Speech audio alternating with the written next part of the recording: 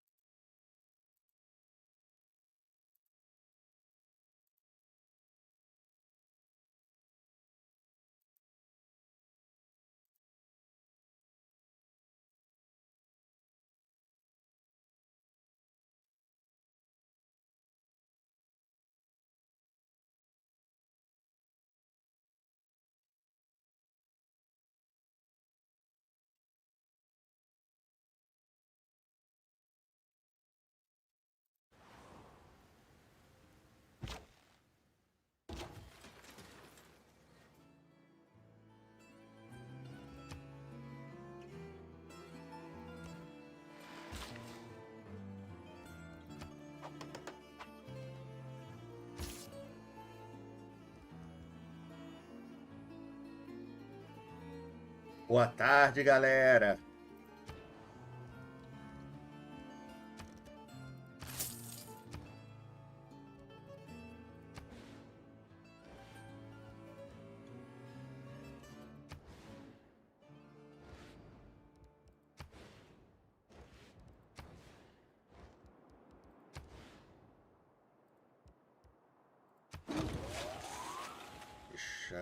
Deixa eu salvar isso aqui.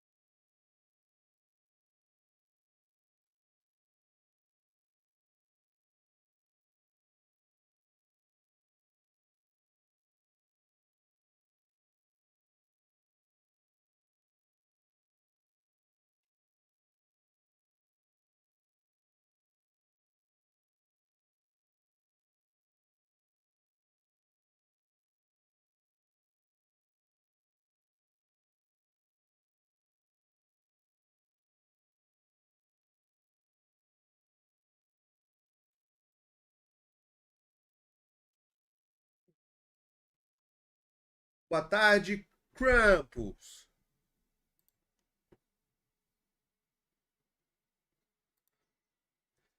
Bem-vindos a uma edição super especial de Codex Live no meio da tarde para esse evento onde a Blizzard vai trazer para gente novidades da nova expansão do jogo METZEN galera. Hoje nós devemos ter, quem sabe, pode ser, talvez, datas de lançamento da expansão, novos features da expansão, aprofundar um pouquinho mais sobre os sistemas, como é que eles vão funcionar, porque aquele anúncio da Gamescom foi bem lascado, foi bem sem gracinha. Mas hoje nós devemos ter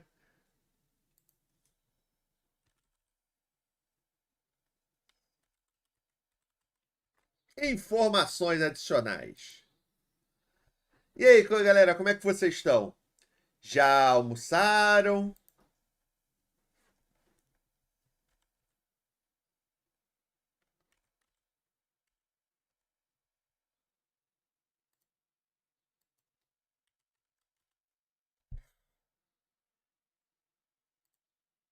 Estão preparados?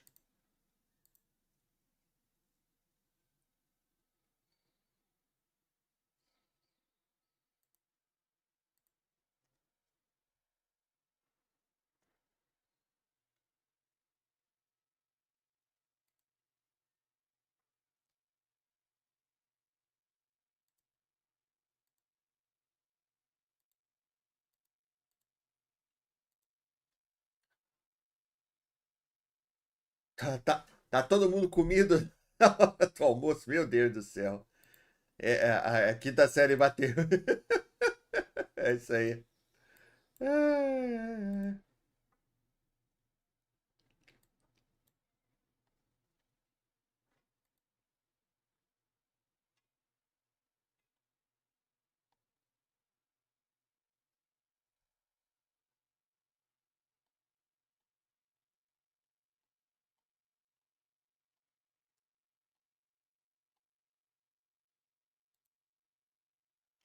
Boa tarde, o Byron. Faltam 12 minutinhos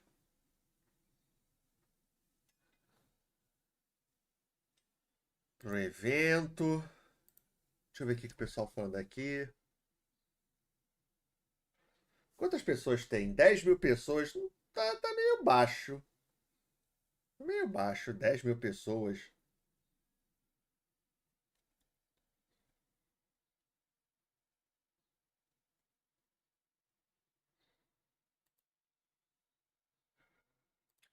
Quais são as minhas expectativas? Sinceramente, minhas expectativas para hoje é a Blizzard trazer mais informação sobre tudo. Primeiro sobre as zonas, primeiro sobre a história, depois sobre os personagens, depois sobre as zonas, mostrar um vídeo de cada uma das zonas, falar sobre as dungeons, mostrar vídeo das dungeons, falar sobre as imersões, mostrar vídeo das imersões, falar sobre as raids, mostrar um vídeo das raids, falar bastante sobre os talentos, falar sobre o Demon Hunter do Void, tá? Eu acho que hoje ela vai falar sobre tudo de uma maneira geral, né? E de novidade, eu tô esperando novidades, talvez a data de lançamento.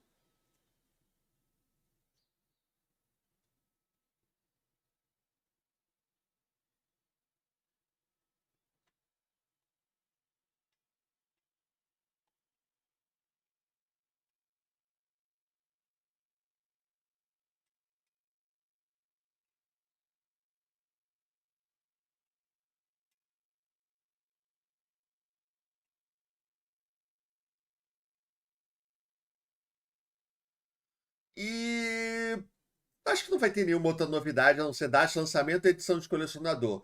Que não é exatamente uma novidade, porque já vazou, né? A gente já sabe o que vai ter.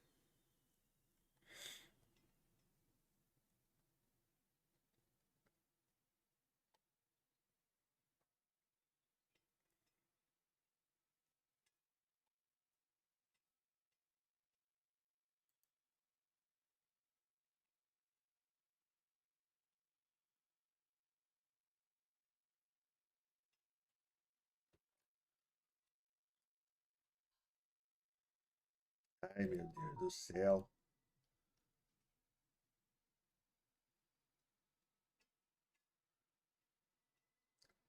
Três minutos para começar a transmissão oficial e 9 minutos. Boa tarde, Falken. Boa tarde, Claudio Newton.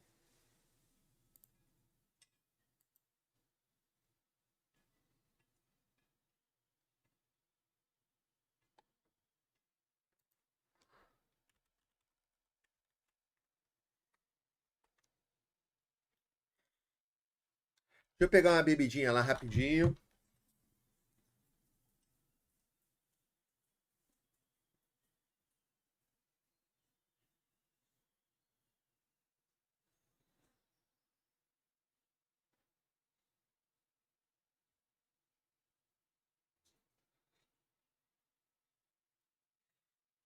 Ó,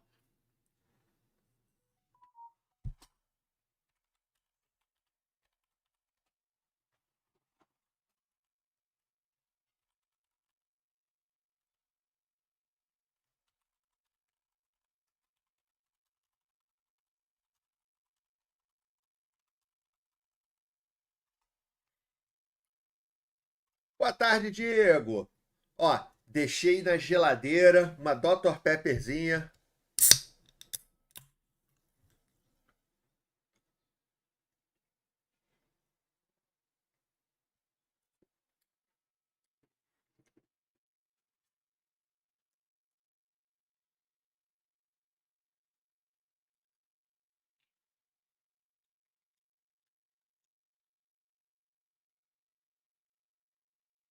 Não tá muito com gosto de Dr. Pepper, não, mas tudo bem.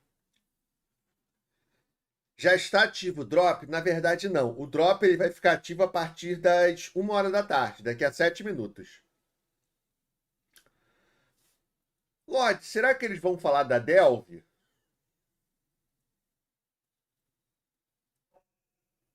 Com certeza eles vão falar das Delves e vão mostrar também como é que é o. Devem mostrar vídeos. Com certeza eles vão falar das Delves. Mas pode ser que eles mostrem vídeo também de como vão ser as Delves. Mais do que isso, não acho que eles vão falar muito, não.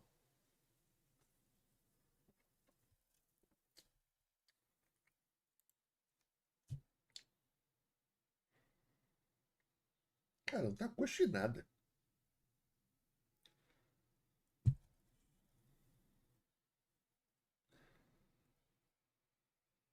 Ok. Galera do chat elevando as expectativas. Eles não conhecem a Blizzard? Mas como assim elevando a expectativa? Que expectativa o pessoal tá alta? Qual chat você tá falando? Aqui o pessoal tá zoando. Ô, galera, não esquece de dar o like não, hein? Não esquece de dar o like não, porque ajuda pra caramba aqui no canal, tá? Tem motivo realmente para estar aqui a essa hora? Claro, eu. Tem motivo melhor de que estar aqui a essa hora do que eu? Olhar esse meu rosto lindo?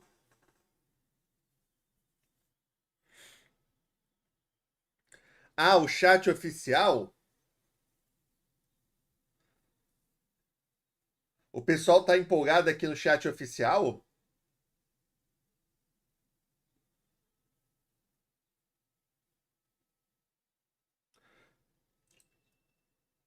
É,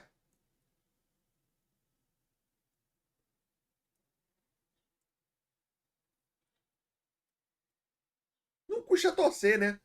Opa!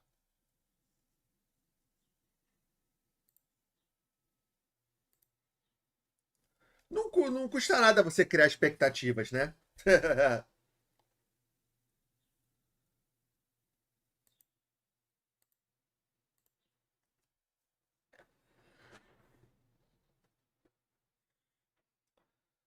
Boa noite, Lorde. Já pode almoçar?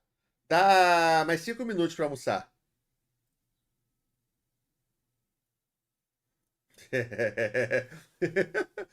Falei que ia no banco resolver umas coisas. Não, eu avisei que hoje ia ter live do ou que eu ia trabalhar à noite.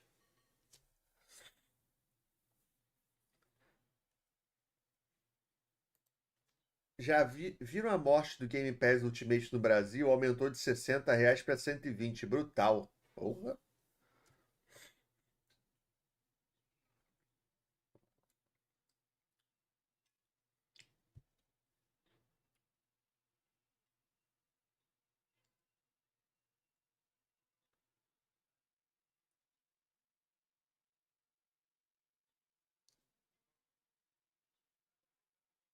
Porra! Os caras não querem ganhar dinheiro não, hein? Se bem que pelas contas deles é o seguinte, nós vamos dobrar o preço. Se a gente perder 40% dos nossos jogadores, estamos saindo no lucro.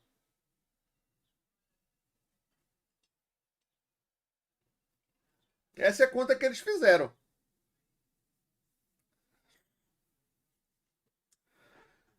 Salve, Gabriel! Como é que tá a expectativa? Cara, na real, a expectativa, estamos mornos. Estamos mornos na expectativa, tá? É melhor não criar grandes expectativas para você se frustrar. Eu prefiro ficar achando que não deve ter muita coisa e aí, se tiver, a gente fica feliz. Sacou?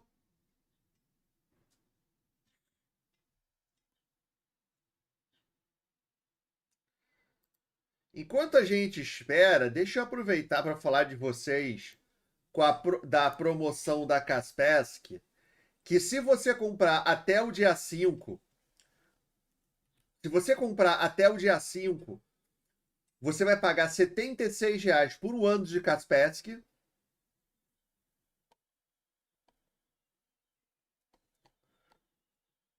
E vai receber de volta R$ 109 no Uber. Galera, vale muito a pena. De novo, você vai pagar R$ 76 por um ano de Kaspersky e vai receber de volta R$ 109 no Uber. Isso vai sair de graça. Na verdade, você vai ganhar dinheiro.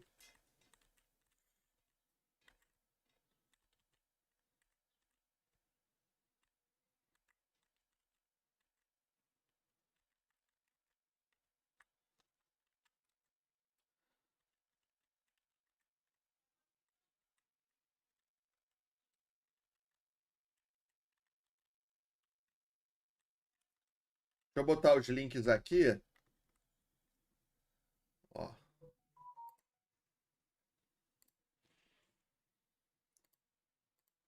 Ó, eu botei o link aí nos comentários, galera. Você vai comprar 5 dispositivos da Kaspersky, vai pagar R$ 6 por mês para o seu computador, para o seu celular, computador da sua esposa, computador do seu filho, celular da sua esposa, e vai receber de volta R$ 109 no Uber. Isso é, você gasta 76 e recebe de volta 109. Você sai no lucro. E ainda tem o melhor antivírus do mercado, tá? Aproveita que essa promoção é só até o dia 5. Você tem 4 dias para aproveitar. Um ano de Kaspersky sai mais barato que o Game Pass Ultimate e você ainda recebe de volta 109 no Uber. Tá ridículo, galera. Então, ó, é só clicar nesse link que eu coloquei aí no chat e na hora que você for comprar, usar o cupom LORDMONS para você ter mais desconto ainda.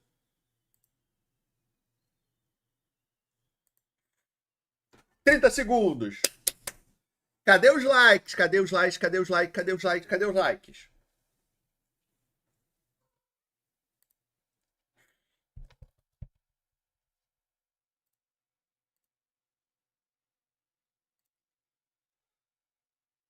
Puxou o assunto com propaganda. Isso é assim que a gente vende.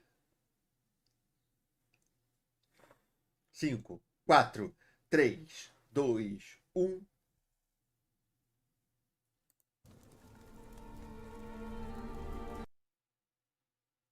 E voltou um pouquinho porque eu aumentei a qualidade do vídeo.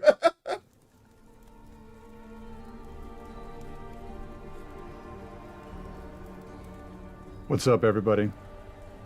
Here at the end of The War Within, the first dramatic chapter of the World Soul Saga, we've seen the adventure take us into the depths of the world, and even to worlds cast out into the great dark beyond. We've seen our villain Xalatath running around and amassing untold power. We've seen her siphon the energies of Dalaran, and even those of the black blood beneath Ajkahet. And recently, Xalatath assumed the power of the last Void Lord, Dimensius. So the question remains, what will she do with all that power? And what are her intentions relative to our precious World Soul? So now, as midnight descends, and the second, darker chapter of our trilogy begins, Xalatath has returned to Azeroth, leading an army known as the Devouring Host, intent on snuffing out the light of the Sunwell and plunging the world into darkness. You, the heroes of Azeroth, will be set on a collision course with Xalatath to save not only Azeroth itself, but everything that is. Porra, ele fala muito melhor que todos os outros.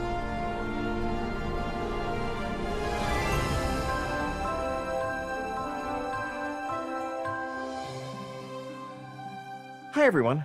As we kick off our Midnight Alpha, we'd like to give you all a deep dive into what's in store. We want to recap everything we've shared so far, along with some brand new details. Today we're going to talk about the story of Midnight, as well as the zones, dungeons, delves, and raids that await if you want to save our world from Xalatath. We're also going to talk about some big new features coming in Midnight, like Prey and the Devourer Demon Hunter specialization. And of course, let's not forget housing. Thank you so much for joining us today. And as always, thank you for being a part of this amazing community, for choosing to spend your time in Azeroth and with each other. Now, without further ado, let's see what's in store for our home away from home. After all, it's nearly midnight. The void storm rages in the sky, a surging vortex of shadow and chaos. Xalatath has returned. Wielding the dark heart, she carves a path of destruction through once tranquil lands. Her all-consuming goal: devour the heavens, blot out all light, and bring about her midnight. It is in the shadow of this swirling storm that the defenders of Azeroth must rally once more. For peace, for the light, for the good. This is not a battle. It is a reckoning. At the Sunwell, that eternal bastion of light and hope, Lady Liadrin and Lord Themar Theron lead the Blood Elves as they prepare to make their final stand. Because across all worlds and all stories, one thing never changes. Home is worth fighting for. Welcome to World of Warcraft Midnight. Maneiro esse vídeo. Your story begins on the Isle of Quel'Danas. In In the immediate aftermath of Xalatath's invasion, the Sunwell surges with light, calling out to all heroes of Azeroth for aid, while the vile creatures of the Void wage a relentless assault in the hopes of extinguishing it once and for all. Flying monstrosities attack from darkened skies, and malign foes manifest without warning to wreak havoc across the plateau.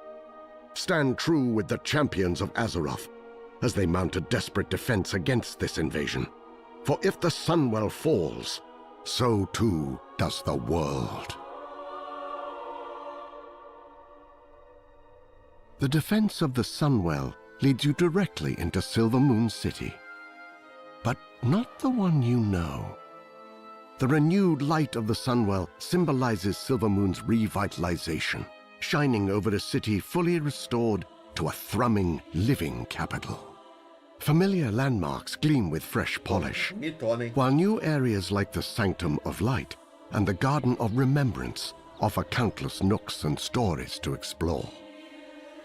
Inside the city walls, the threat of Xalatath's war draws the Alliance and Horde into wary cooperation, with shared spaces hosting common services like trainers, the auction house, vendors, and more. Around a third of the city remains off-limits to those under the Lion's banner, so the Alliance allegiant should tread lightly or risk being attacked on sight. Outside the city walls, however, is where your role in the fight against the Void really begins to take shape. The strength of the Sunwell infuses Eversong Woods with restorative energy, healing much of the damage of wars past and filling the zone with new growth and new life. All of what you remember of this lush, thriving forest is here.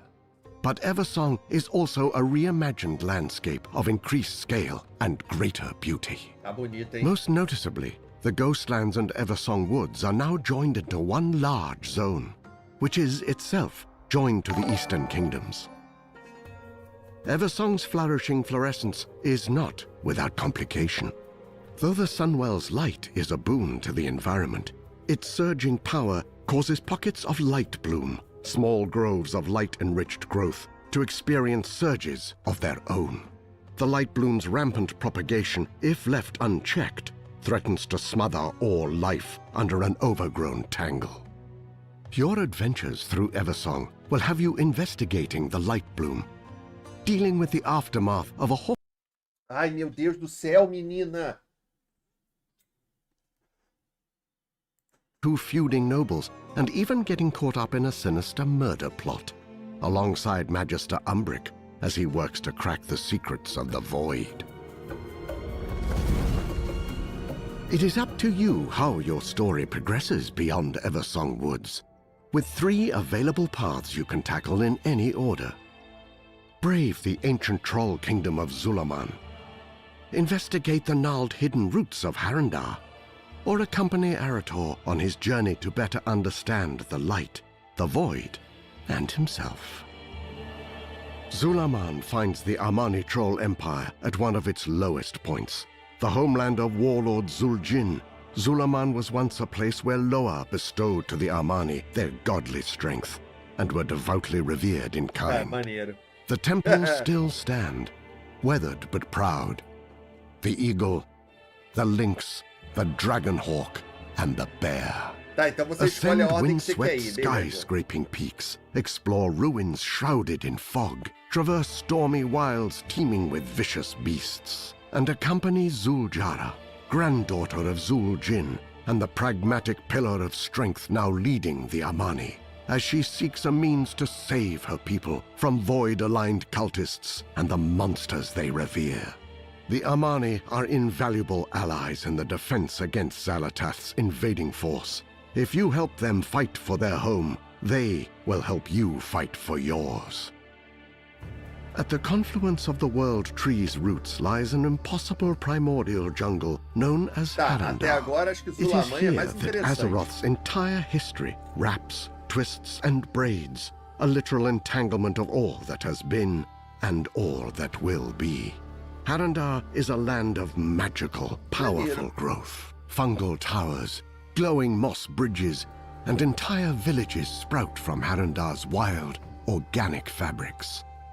The pulsing heart of this knotted tangle is the cradle, once the domain of a nascent goddess, long vanished, and now the home of the Haranir, who have for generations lived secretly under its soothing light. The reclusive Haranir are a proud and insular Uma people. deusa. They have long avoided interfering in matters of the world above. But Xalatath's destructive ambition does not stop at the surface, and the Haranir can no longer afford the luxury of neutrality. There is another way you can help with the defense of Azeroth against Xalatath's cruel machinations. Accompany Erator, son of Turalian and Alleria Windrunner, on a continent-spanning journey in the hopes of bolstering the Sunwell and strengthening the vanguard of the light. This story-driven adventure finds you traveling with Erator as he searches for sacred relics and attempts to peel back the mysteries of the Void, all while grappling with his own relationships to his family and the light. Erator's mission brings new experiences to familiar locations. Defend Light's Hope Chapel from an attack by Scourge forces. Fight through the darkened corridors of Scarlet Monastery to put to rest those who would pervert the light for their own nefarious gain, and work with Sunwalker Desco in Hammerfall to help Erator in discovering the paladin he aspires to become. Erator's story reaches its climax in the shadow of Blackrock Mountain, when alongside the Sons of Lothar, he must face the weight of his father's legacy and decide once and for all whether he is willing to rise to meet it. Tá, então vai ter história The das raging ondas e tem center uma of an história de unraveling campanha shadowy só do maelstrom, Arator and que the vai ser no epicenter mundo of antigo. Xalatath's power. Legal. Voidstorm overflows with violence, chaos, and hostility. Stormfields twist and fold its space. Gravity becomes untethered and tethers again. Insatiable void creatures known as Dominar stalk the storm, each one as unique and ancient as it is hateful and hungry. They carry on their eternal hunt for power under the black gaze of 3 enormous nexus points, hubs of the malicious dark energy Xal'atath draws upon to fuel her void spar and conduct her unyielding assault against the Sunwell. Join Azeroth's champions and the Void Elves in their quest to understand what powers this storm and stave off its approach. Demônio da Luz. Though much of the world of Midnight lies in the ominous shade of the encroaching void, there is at least one refuge for the weary, the Arcantina. What began as a hidden sanctuary is now a not-so-secret tavern haven for Horde and Alliance alike. A big, cozy space filled by music, chatter, and life.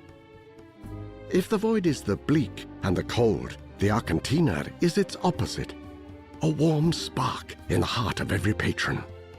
It is a place to gather with friends, find the perfect comfy sitting room, or just soak in the atmosphere of a well-traveled watering hole. As a crossway for people of all kinds, the Arcantina also serves as a source of new adventures.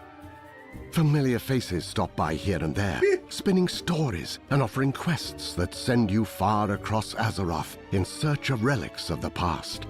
Follow the course they set for you to discover a fresh perspective on familiar locations. Xal'atath is determined in her destiny, an unrelenting foe with an army that never sleeps. But you can't live every moment in grim resistance. The Arcantina is always here, should you find yourself in need of a little respite. Falaram bem aqui. Vai ser tipo class hall. The mysteries of the origins of the void and the knowledge and power to stop it are not to be found only on the surface. For true deliverance, as always, hides in snarled labyrinths, looming temples, deadly ruins. These delves, dungeons, and raids are the real font of power, the sacred and defiled spaces from which strength is not just earned, but taken. Across this void-darkened world hide myriad delves overflowing with incalculable danger. Located on the Isle of Quel'Danas, Parhelion Plaza is an outdoor delve that drops you into the heart of the defense of the Sunwell. Fight against the surge of the Void's attack by restoring Parhelion's defenses, commanding an artillery of light, ducking into pocket dimensions and putting down Gladius Slana, a Dominar who uses summoned Voidwalkers as weapons against your stand. Expect to plunge the depths of 9 other delves and 1 seasonal Nemesis delve when Midnight launches. You do not have to face these delves alone. Valeera Sanguinar is a powerful new companion with a rogue-minded approach to problem-solving. As a DPS, her killing spree ability has her moving through the shadows to lash out at multiple enemies. As a healer, she uses vampiric reaping to rip away the life force of enemies into orbs you can collect to heal. And as a tank, she uses your first mistake to taunt and do damage over time to any enemy that turns their back on her to attack her ally. Valeera is also a prolific provider of poisons that, depending on her role, empower you with more damage, better avoidance, increased speed, and more. Interessante. Ela é, Your adventures in Midnight eventually lead you down darker paths, paths that end in overgrown corridors and ruin-stricken relics, forgotten places of powers best left unstirred. Yet these dungeons promise plunder worthy of the peril, should you have the courage to overcome the challenges within. Windrunner Spire, the former residence of the Windrunner family, haunts the skyline of Eversong Wood's western shore.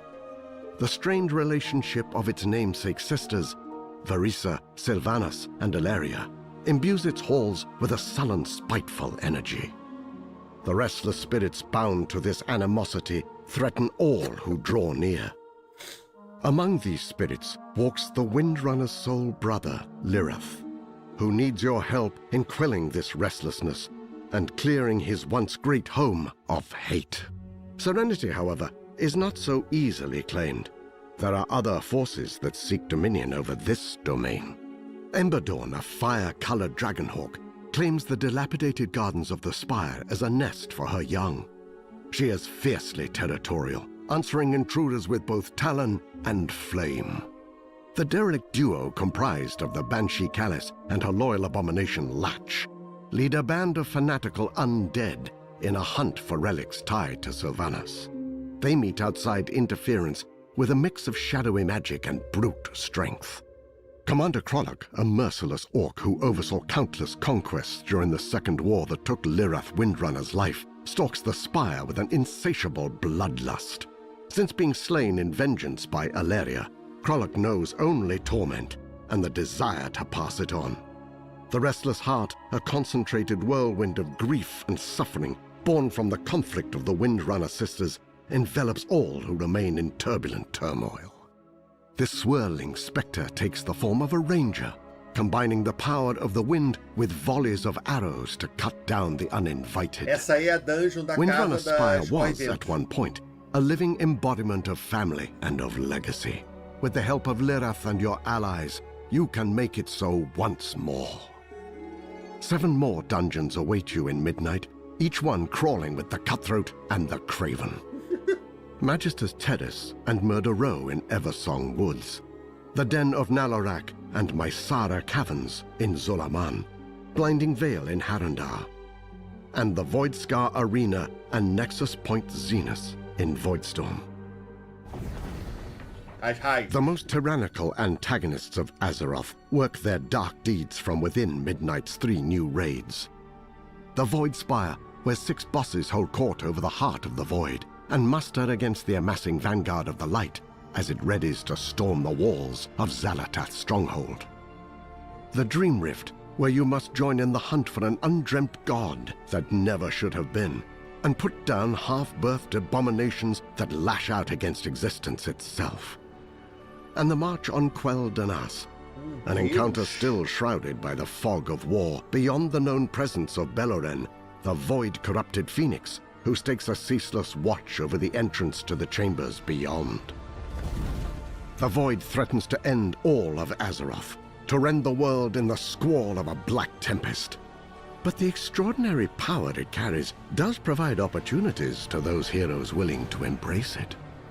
Devoured demon hunters bend the void to their will, ripping void fragments from their enemies and using them as the power source for cataclysmic spells. They are mid-range damage dealers, armed with a summonable void scythe, darting in and out of the fray as they dance on the line between control and chaos.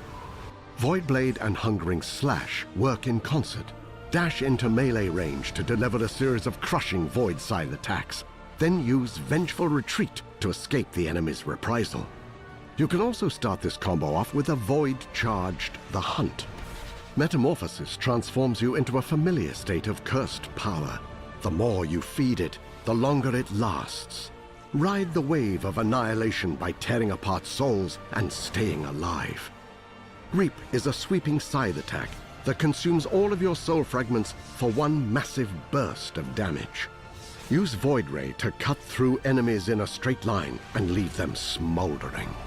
Collapsing Star channels the immense energy of a dying star, focusing it into one single destructive blast. The more you cast it during your Void Metamorphosis, the stronger it gets. Demon Hunters also find themselves with new disciples in Midnight.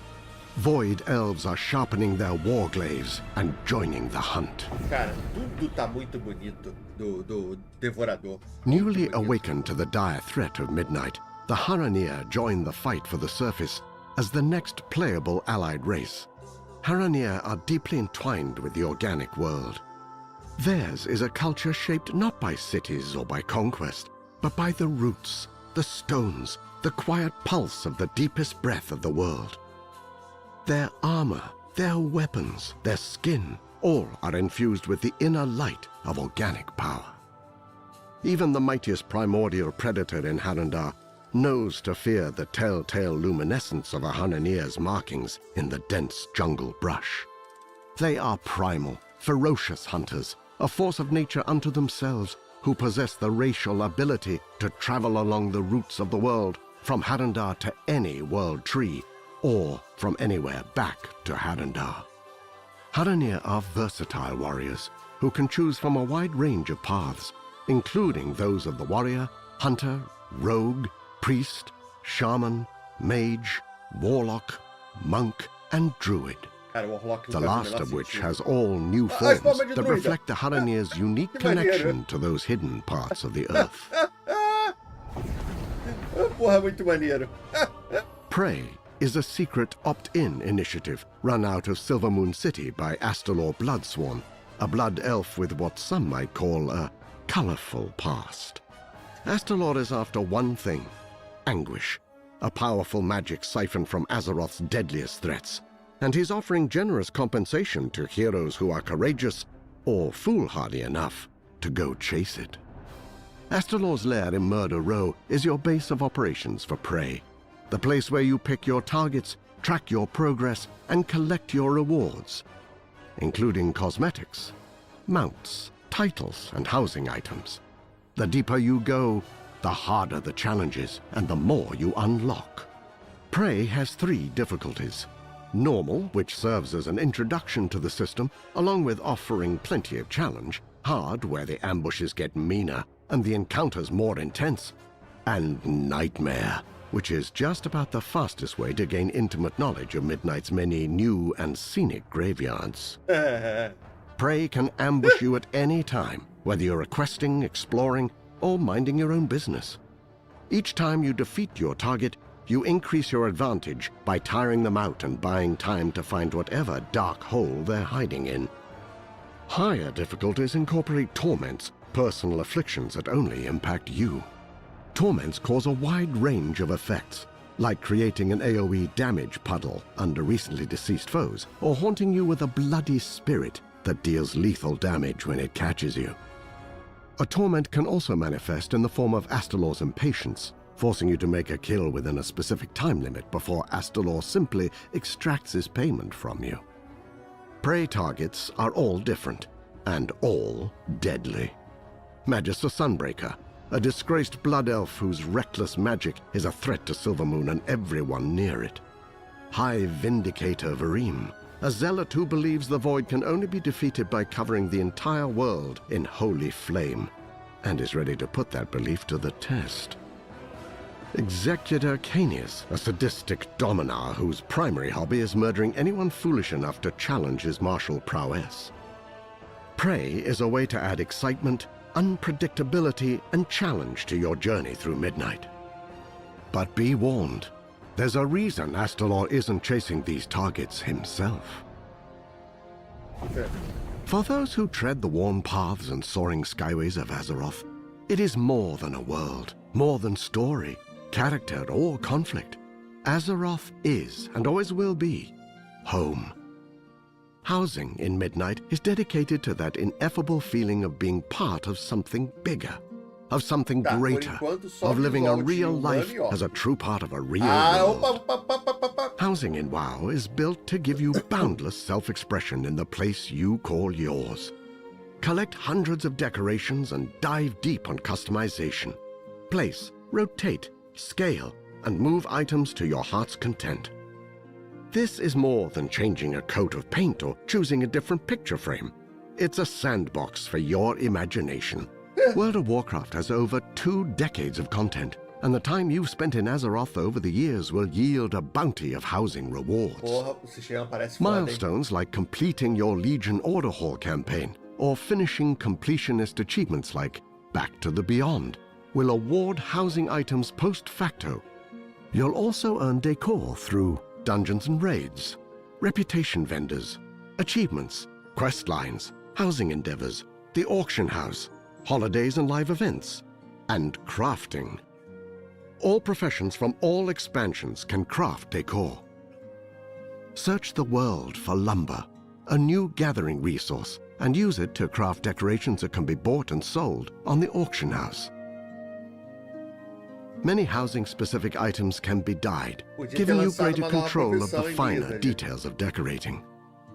Imagine your dream home. Collect and craft the decor to bring it to reality. Then tweak it until it is just right. Floor plans are flexible. You can rotate and stack rooms to create multi-floor structures. A variety of room types and shapes are available, including normal squares and rectangles, L and T hallways, as well as some more fantastical configurations. Advanced mode takes the toolset even further, allowing you to adjust each piece of decor exactly as you want. Rotate, float, scale, and more to make your home a perfect reflection of your taste. And that's just the inside.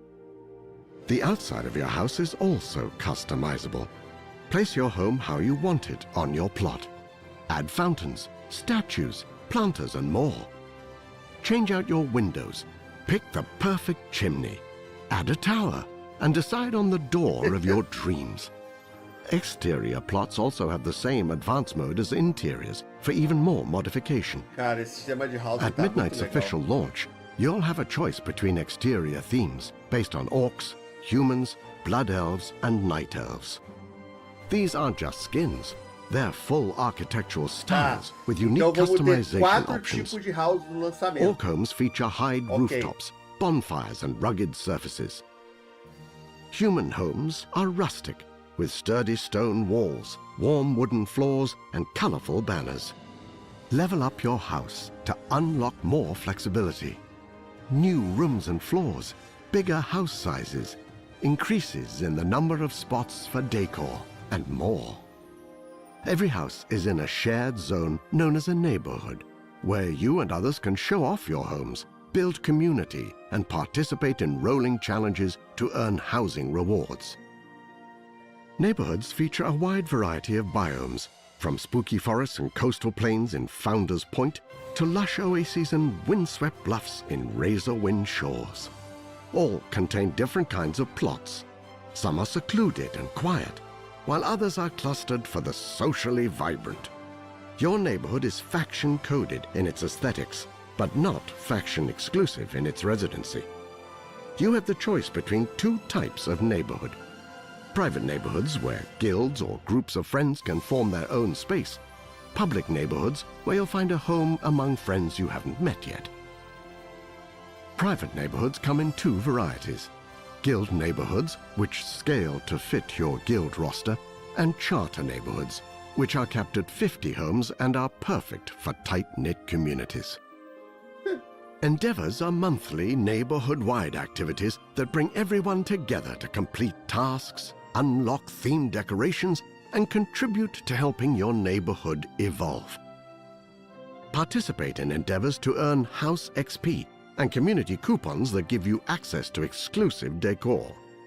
Above all, housing is designed to help you find your perfect space and transform it to your own fantasy haven.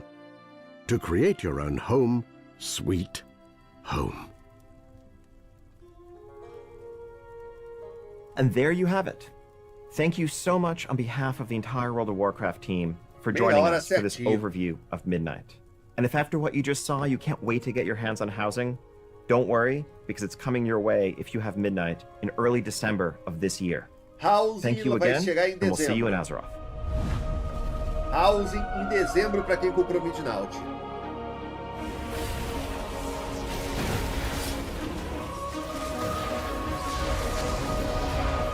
O novo Battleground.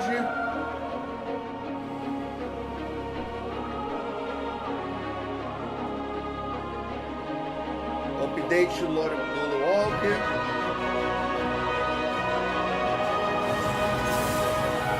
Talentos Apex.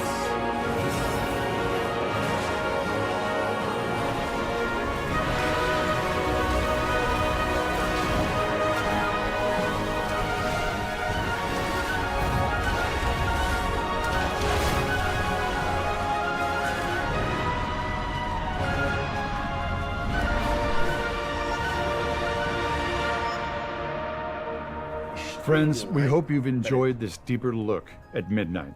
But as you can see, this fight is far from over. The drums of war thunder once again, and Azeroth needs her champions, now more than ever.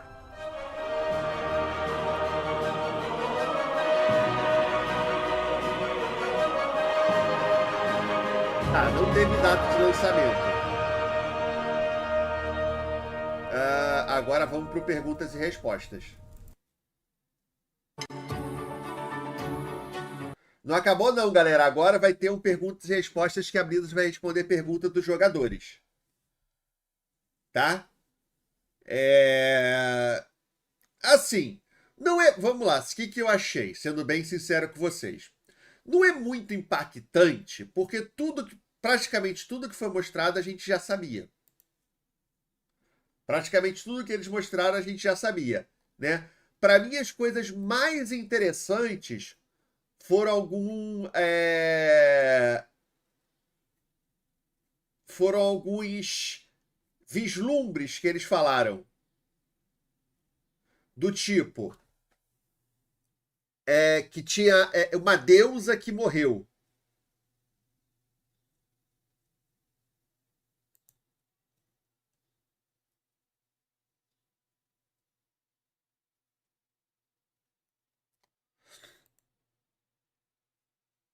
Não, então, na verdade eles falaram algumas coisas novas, só que foi tão rápido o que eles falaram, não deu tempo de parar para dar uma olhada, que a gente nem percebeu muita coisa. Eles falaram sobre uma deusa que morreu, falaram sobre um deus que não deveria ser deus que está ali. Eles falaram sobre várias habilidades do Devorador, a gente só sabia de 3 ou 4, eles falaram de várias habilidades. É porque ele não parou, ele foi falando. Ele foi falando, né? Agora, por outro lado, ele não se aprofundou nos sistemas como eu estava esperando. Eu estava esperando que ele ia parar, ia mostrar os talentos Apex de várias classes.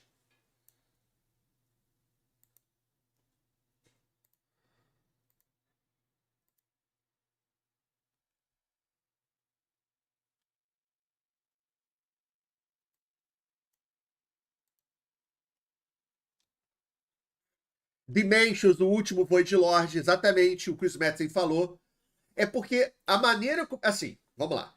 Eu achei bem legal essa apresentação. Deixa eu pegar uma bebida que essa Dr. Pepper tá estranha.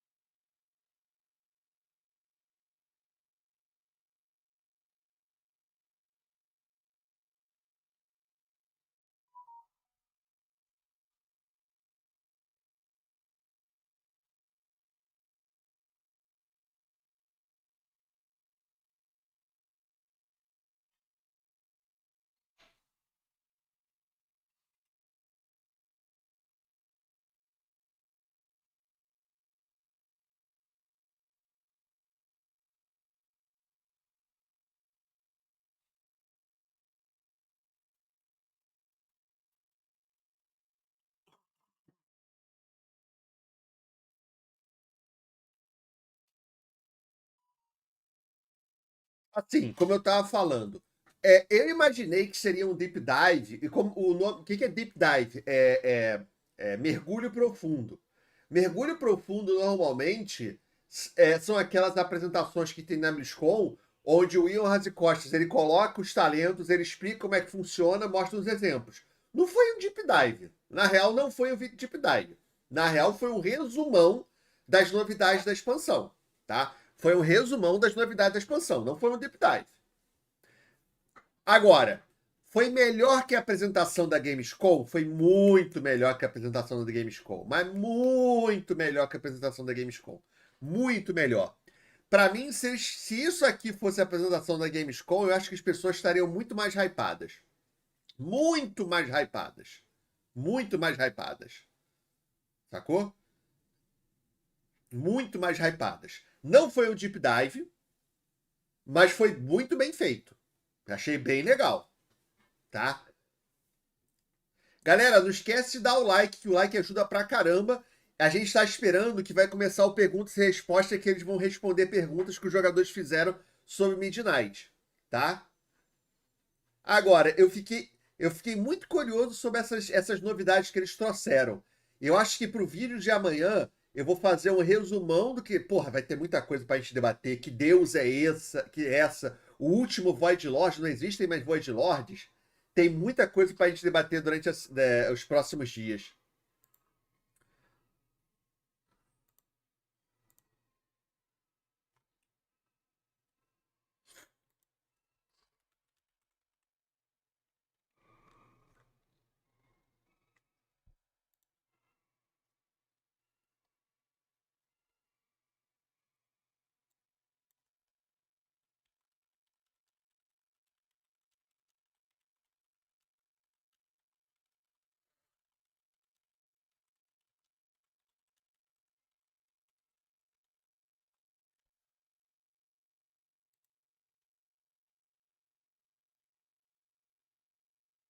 Eu gostei, não esperava nada megalomaníaco mesmo. Mostrou House, Demon Hunters e as Delves.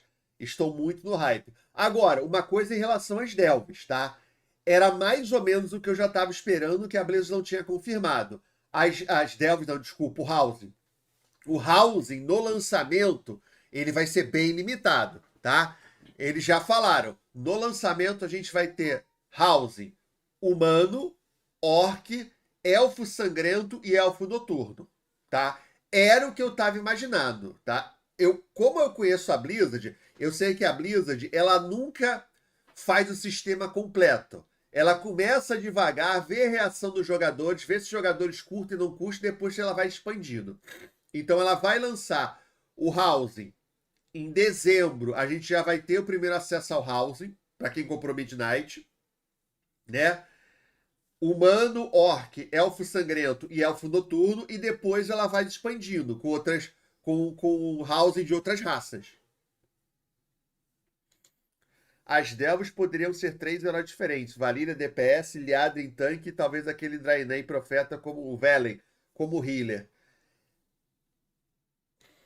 Cara, podia, mas o que eu acho que é o problema da Blizzard? Que ela acha que se ela mudar o personagem, tem que mudar as habilidades. E aí ela pode quebrar o balanceamento. Então é melhor ela colocar só um, porque aí é mais fácil dela balancear. É a impressão que eu tenho em relação à Blizzard. Ela prefere colocar só uma, que teoricamente é mais fácil de balancear.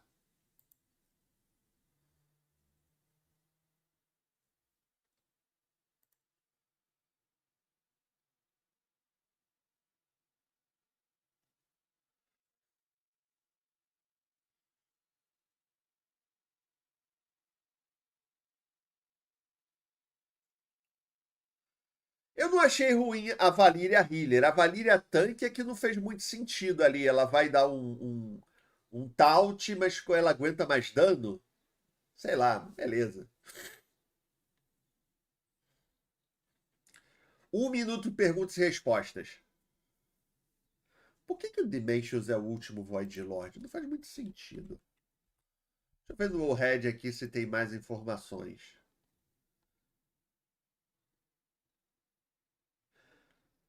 Rapaz! Na verdade tem mais coisas. Já tem todos os talentos novos.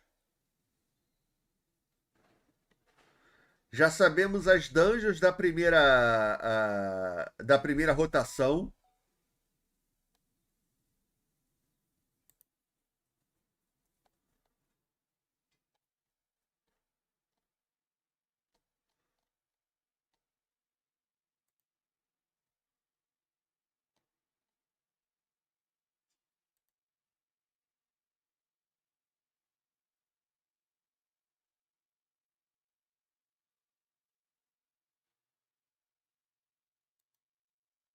Tá, vai começar. Hello, we are live. Welcome to the World of Warcraft Midnight Q&A. I'm Randy Jordan, and I go by Kyvax on the Warcraft Eita community ferro! team. We recently asked WoW A players voz on não tá forums and social sincronizada media com a sites imagem. to submit questions, and you delivered. So, we've got 3 leaders of the WoW development team here. Please introduce Deixa eu dar um yourselves. refresh, que tá estranho. You delivered. So, É, we've got 3 thanks. leaders of the WoW development team here. Consegui introduce comprar a edição yourselves. escrocinador. Hi, Já I'm Ian comprou? Hostis, Game Director on WoW. Eita. Hi, my name's Paul Cubitt. I'm Associate Game Director on World of Warcraft, working on the Midnight expansion. Hi, I'm Maria Hamilton. I'm the Design Director for WoW. We got a lot of questions and I want to get right to them. O som tá We're chegando going to start antes with do some housing vídeo. questions. So, Cyglaive on the forums asked, it actually said, during a Gamescom interview, it was mentioned that Horde players would be able to use Alliance-style housing Não, exteriors and É vice que tá versa. todo mundo bugado mesmo. However, in a recent blog post, it was stated that the housing styles would be faction-locked. Can we get clarification on that? Yes, there was a bit of confusion definitely around the game's. Pera aí, galera. Apesar de ser ao vivo, deixa eu dar uma parada aqui só porque tá meio confuso, tá? A voz tá chegando antes da imagem, não tá sincado. Eles não estão colocando as perguntas na tela. Antigamente eles colocavam perguntas na tela e aí fica mais confuso pra gente. Mas beleza, vamos lá. Messaging there. As we just saw in the deep dive video, the neighborhoods ultimately are anchored in specific locations in the world. If you are in the Alliance neighborhood, you are on the outskirts of Stormwind in the Elwyn area. If you are in the Horde neighborhood, you're on the outskirts of Orgrimmar. While private neighborhoods can be cross-faction, you can have your guildmates, you can have your friends of the opposite faction move in, the general setting, the exterior houses there are going to reflect the location. The NPCs that are wandering around the neighborhood, again, are anchored in that place in the world. Maybe something that we revisit down the line, but for the time being, if you're in the Horde neighborhood, the home exteriors need to reflect the Horde aesthetic. Take that up with the Orgrimmar HOA if there's a concern. Speaking of things wandering around, Ah. a player named Hey Hey on the EU Spanish forums asked, I know there are plans for combat pets to appear in housing. Are there also plans for hunter pets? Yes, so pets are something in general that we're working towards. A primeira pergunta at foi release sobre in Midnight, que battle pets se won't você é be da available Horda, to be você placed pode ir just para yet. você I think pode ir something para o that we need neighbor to da solve Aliança. to make Só that que work as on the engineering casas do lado de side is fora, actually na making sure that they vizinhança can da path and Aliança, move são da comfortably Aliança. around As casas da whatever vizinhança da Horda configuration of são da objects you Horda. might happen to place in your home or in your yard. So we are planning on delivering Eles não that botaram shortly legenda em after PT. launch. Não tem nem Alongside mais that, we Blizzard do no want to Brasil? add the ability to place your mounts in your mount collection. If you want to, have them on a hitching post in your yard, that's something we'd love to deliver as well. Hunter pets are probably trickier. Those are character specific, and housing is an account-wide system really tied to your warband. And so, pulling from a specific character's hunter pet stable would probably be much more challenging. I'll never say never, but that's not in the plans currently. Decor. Björky on Reddit asked, how will the trading post housing items work? Let's say there's a chair on the trading post. Will we have to buy the chair multiple times if we want a set of 4 in our house? Will there be a 10-chair bundle for a set price? Or will the purchase give us infinite amount of chairs? This is something we spent a good amount of time thinking about. There's going to be lots of ways that you can get decor starting in 11.2.7 and then into Midnight. Through Pergunta muito achievements, boa. through crafting, through completing just the campaign of Midnight and so on. And we ran into a lot of the same questions that you asked, the person who asked this question. Yes. Yes, and for that reason, we're actually just not going to have them on the trading post. At least for the first few months, there should be plenty of other ways that you could start gathering decor for your house. And then you won't have to make that hard decision between, do I want this chair versus this cool mount or cool transmog? Another question comes from Xanther on the forums. Tá, você não respondeu Xanther a asked, pergunta. A how will pergunta não foi outdoor essa. housing plots work? If I want a certain plot and it's taken, do I have the option to try another instance? Oh yeah, absolutely. Essentially, A when you want to pergunta move foi bem house, interessante. Ele you're perguntou o just going to seguinte: say, yeah, olha, it's time to quando eu move. consigo It's uma all gonna get cadeira, eu packaged up consigo for uma you. cadeira ou eu libero aquela Paul likes cadeira to e say posso that colocar a quantas mage comes cadeiras along eu and puts quiser it into daquele an arcane tipo? ball for Ele you. não Don't know respondeu. if that's actually, That is what happens. Oh, totally. Okay. Ele não and then respondeu. you can go to O que wherever me you leva a want to, acreditar sort que of, vai ser, deploy se your você house. conseguir uma And it cadeira, just comes right back então out você vai of ter the que bubble, set farmar up mais uma exactly how cadeira se you você quiser had it. colocar um set. So you can move around neighborhoods, you can move around different plots within a neighborhood. Yep, totally transportable. Right on. Celia on the German WoW forums asked, will there be updates to the guild system in Midnight? I think most of the updates we see to the guild system are going to be in the form of neighborhoods. we expect to see a lot of guilds, especially guilds who are like playing a lot actively with one another, to build guild neighborhoods where you'll be able to live alongside one another. So instead of the typical ways you're interacting with one another in WoW, whether that's raid nights, Mythic Plus nights, PvP, whatever it is you choose to do, you might also just start running into one another in the morning when you go out to get the paper. And so really looking forward to seeing guilds build stronger connections based on those guild neighborhoods. I think the other systemic trappings of the guild system are something that we know is definitely due for a refresh. Guilds obviously have been there since the Não tem beginning, nenhuma atualização and para as there's guildas. definitely room for improvement. Our focus for Midnight, though, really was on the housing integration side of it, and the rest of the system is something we hope to get back to in the near future. A highly upvoted question on Reddit comes from Chilligok. Chilligok asked, will we ever get another texture update for older races? Especially compared to Earthen, the hairstyles are outdated now. We do have a couple which are coming in Midnight. As you Opa! complete the Amani campaign in Zulaman, you will be able to unlock some cool cosmetics for Darkspear Trolls, some cool hairstyles, and actually skin colors as well. And so if you have any Darkspear Trolls on your account, you play through the campaign, you'll be able to get some cool customizations. And this is one of the ways that we do try to approach this, is as it's appropriate to the story, we'll look for cool ways that you can integrate cosmetics into your own character. That's not the only way that we might do this, though. Yeah, exactly. I think it's something that we see as an issue to chip away at over time. We want to roll out extra Tá, teremos customizations, algumas hairstyles, atualizações you visuais name das it, for the raças. existing races Dos to continue trolls, to você bring vai ter them que up fazer a to campanha parity dos with trolls, the vai very liberar a newest options. customização dos It's trolls. not something we're able to do all at Darkspears. once, but Basicamente, particularly eles where it devem makes sense colocar and os fits the trolls story, Amani como we're excited to customização keep dos adding them. trolls Our long-term Darkspears. goal is to get to a place where every race, whether brand new or one of the original ones, has roughly the same number of options. So, as we just saw in the deep dive and going back to the Gamescom announcement, we have a system coming called Prey. And I have a couple of questions here about Prey. System of Cells on Reddit asked, will the Prey system make all mobs in the target zone more challenging, or only the Prey target plus world quests unique to that system? Yeah, it will affect everything in the zone for you. So if you have chosen to go into the zone chasing a nightmare mode prey, everything is going to be much harder for you. It's based on an aura that's put on you, sort of like it's almost like an affliction in a way, or a torment. And as you move through that zone, it's going to be harder. And the player in Prey is on their own? They are when they finally wear down that boss, if it's in one of the harder modes. Then you need to go mano a mano. If it's in the normal mode, then the rest Então quer dizer que of o the sistema players de in the presas vicinity é can bem help you out. diferente do que eu imaginava. Se você The colocar WoW creator presa, Fandy quando você asked, aumenta... is the Prey system planned to be a part of the world row in vaults? Yeah, in one way or another, as we build our expansion, one of the last things that comes in is specifics on rewards. So we don't have the specific details now, but when we do look at Prey, Tá, we look então o at it as sistema de similar in presa, quando difficulty você and sort of ativa, player coloca uma aura em activity você. to Se você the type of colocar o things you do sistema in de presa delves. no nível And maior still de to take up that dificuldade, bottom row of, tudo na of the zona world onde row você estiver in, fica mais the Great Vault difícil. as well. So we do expect, if you're running Prey, you're going to see better rewards in that row in one way or another. Good. I want to get to one of the most highly upvoted questions we saw across all channels. This is from Weird Dandom Ally on Reddit. And that goes, any plans to rejuvenate the glyph system?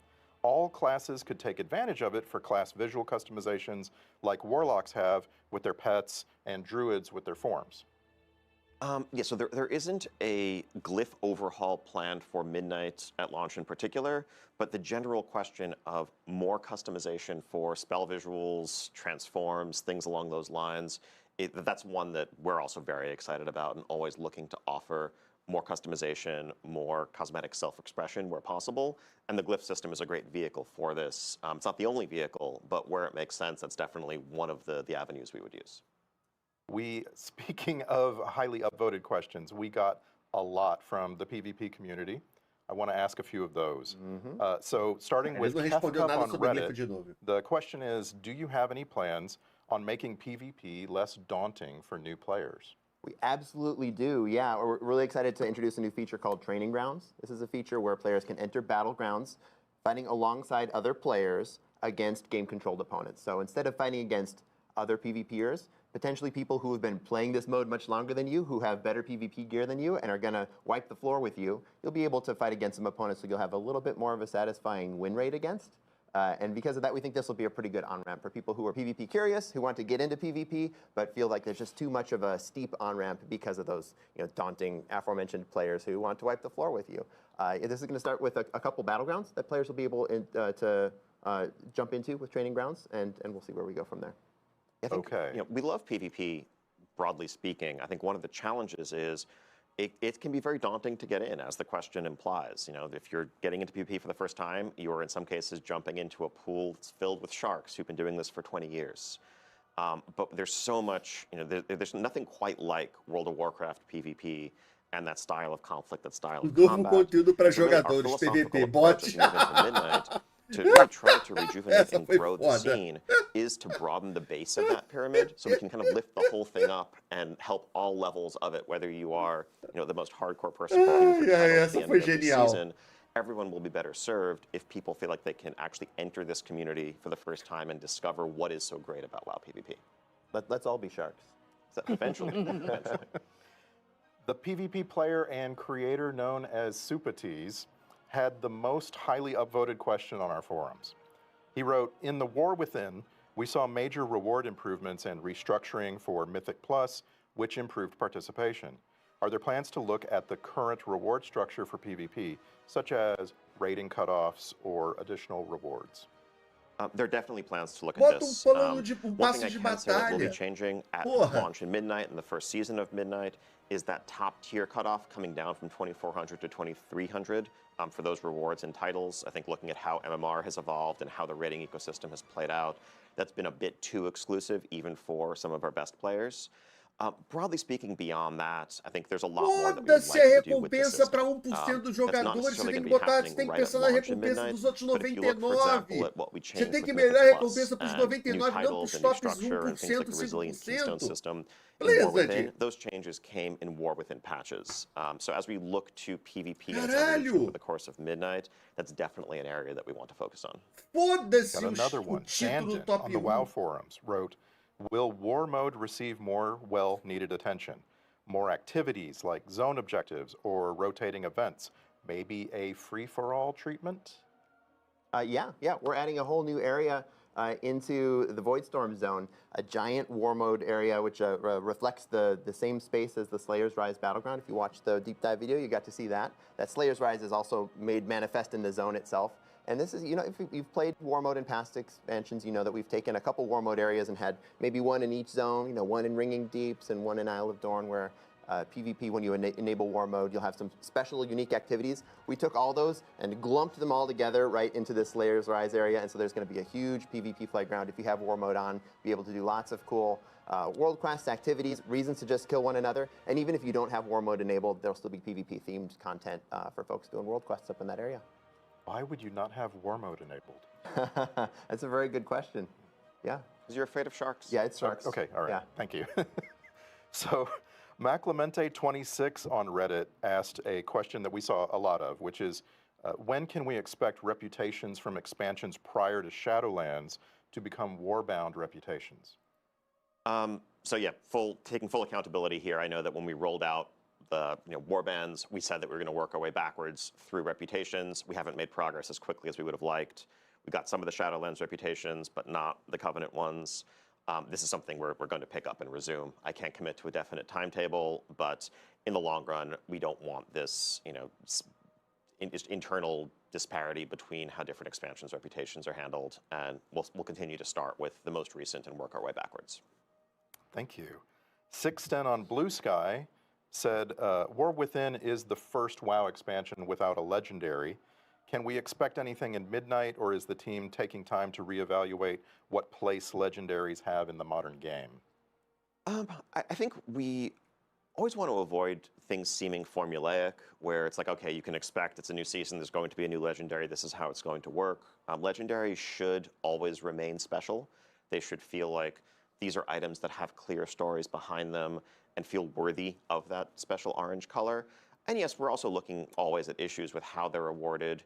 We want to make sure they feel special, but also don't turn into something where it feels bad or grindy because they feel required if you want to be competitive. There's a fine line to walk there. There Prepara, aren't currently Blizzard. any plan for the Faz first tier artefato, of seu Midnight, item but super as poderoso we, que todo mundo face pega e certain foes lendário down volta the a ser line, lendário. it É may make isso. sense for some of the items that they yield to have that orange color. And Quando we'll eu cross that falo bridge when passe we de get there. batalha, eu me expressei errado. Quando eu falo passe de wanna ask batalha, some, eu tô lore falando daquele questions. sistema de recompensa So, as Mira em que você vai asked, evoluindo e vai ganhando will we be getting recompensas. any more Eles background tinham que fazer information isso on no story, PVP. regarding Toda season. Lyrath Windrunner? Sorry. Any of the other Windrunner family members, perhaps? Absolutely.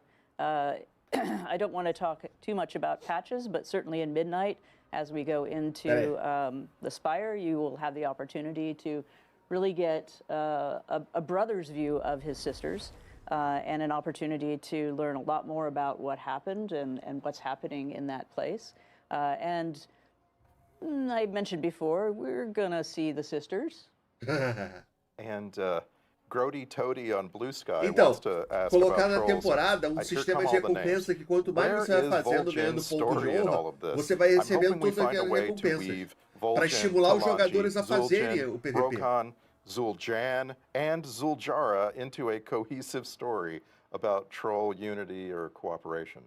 Well, right out of the gate in Midnight, you're not going to see that combination of trolls, but you will see a combination of some trolls as we continue into patches and move forward. Cara, We're seria very muito much foda focused poder fazer on troll assim, ó. what's going on with the trolls Isso as é well esse as what's troll. going on Esse with the troll. Blood Elves. They have not always been on the best of terms for reasons. And, Porra, imagina troll guerreiro. There's definitely a story to be told about sou their relationship, Cariani. and all of those folks come into that story. Groxy on Blue Sky said, Midnight sees the Paladin forces of Azeroth fighting back the Void at the Sunwell. Can we hope to see more lore about the Tauren and Azeroth's sun god Ansha? Eyes of the Earth Mother told us how he and Elune slash Musha fought possibly the Void in ancient Azeroth. Well, we are going to hang out with Desco a little bit in the Erator's Journey portion of our campaign at Midnight, and I feel like we certainly are going to look at how the Tauren view their mythologies, perhaps later in The Last Titan. Okay, good. Interessante. Let's talk about add-ons. The WoW creator Polka TV said, given the upcoming removal of many boss mod tools, how do you plan to preserve the intended difficulty of encounters once these tools are no longer available? So yeah, this is a great question. For some extra context, I think folks are going to see in the next day or two, as some of the media interviews we've done in the last day go out, that we are rolling out Interessante, nós vamos ver o so Enchim changes então to the Last add-on Titan. API with the launch of Midnight. And so that is going to remove the ability for add-ons Cara, isso também não é ao to vivo. read in Eu real pensei time que essas combat respostas state and fossem ao combat vivo, mas não são information ao vivo. specifically. And one of the big reasons why we're doing this with the launch of a new expansion is so that we can really build all of our combat, our encounters around that expectation, around this new ecosystem. As we've been discussing over the course of the year, really the main goal with this shift is to create a level playing field where external tools are no longer felt to be required in order to engage in the content, at a competitive level. And also to shift some of the things that we are testing when it comes to difficulty, maybe away from Twitch reactions and how quickly you can run to the circle or diamond marker that your add-on told you to run to, and rather to more of the collaborative coordination that have traditionally marked cooperative PvE in WoW. But the goal is to keep difficulty largely the same. In terms of how many pulls it takes to down a boss for your guild, whether you are aiming for ahead of the curve and defeating Heroic, or whether you're pushing into Mythic or whatever else, overall it should take you about the same amount of time to accomplish what you're used to accomplishing. It's just that difficulty may come in slightly different places. Without add-ons to solve mechanics for you in real time, it may well be the case that we just need to give you a couple more seconds to get into place, or that there should be one fewer add to interrupt, or what have you. We are going to be rolling out, we're actually going to be launching Alpha with a raid boss available for testing early on. We have a ton of native capacidade dele de improvements to the responder, UI, responder, like responder boss e não timers, dizer boss nada alerts, so you é can see a timeline of upcoming boss impressionante. abilities, nameplate improvements, cooldown manager improvements, and more to, again, kind of create a unified experience that's baked into the UI. But the goal at the end of the day is for difficulty to remain where it was, and we will be making tuning changes in alpha and beta, as well as, of course, once these encounters are live, to make sure that things are landing in the right place and players still feel well equipped to overcome the challenges in front of them. Following that, Spedbros on Reddit asked, what is your plan for upkeep and development of these now built-in add-ons? Yeah, so I think, the functionality that we're pulling into the base UI is something that, as always, we're going to be evolving in response to player feedback. Again, part of why we're very excited to get people having a look at these right at the start of alpha is so that we have the entirety of the alpha and beta cycle to iterate on them before midnight launches. And then, of course, as always, even after the game is live, we're going to continue to add functionality based on the player requests and the feedback that we're receiving. Ossikrond on the WoW forums said, sculpting your UI over the years is almost like working on a classic car. Fine-tuning with different fonts, color palettes, and even different types of glow alerts. What is the depth of the available customization, and are there plans to expand it in the future? So there's a couple of facets to this question.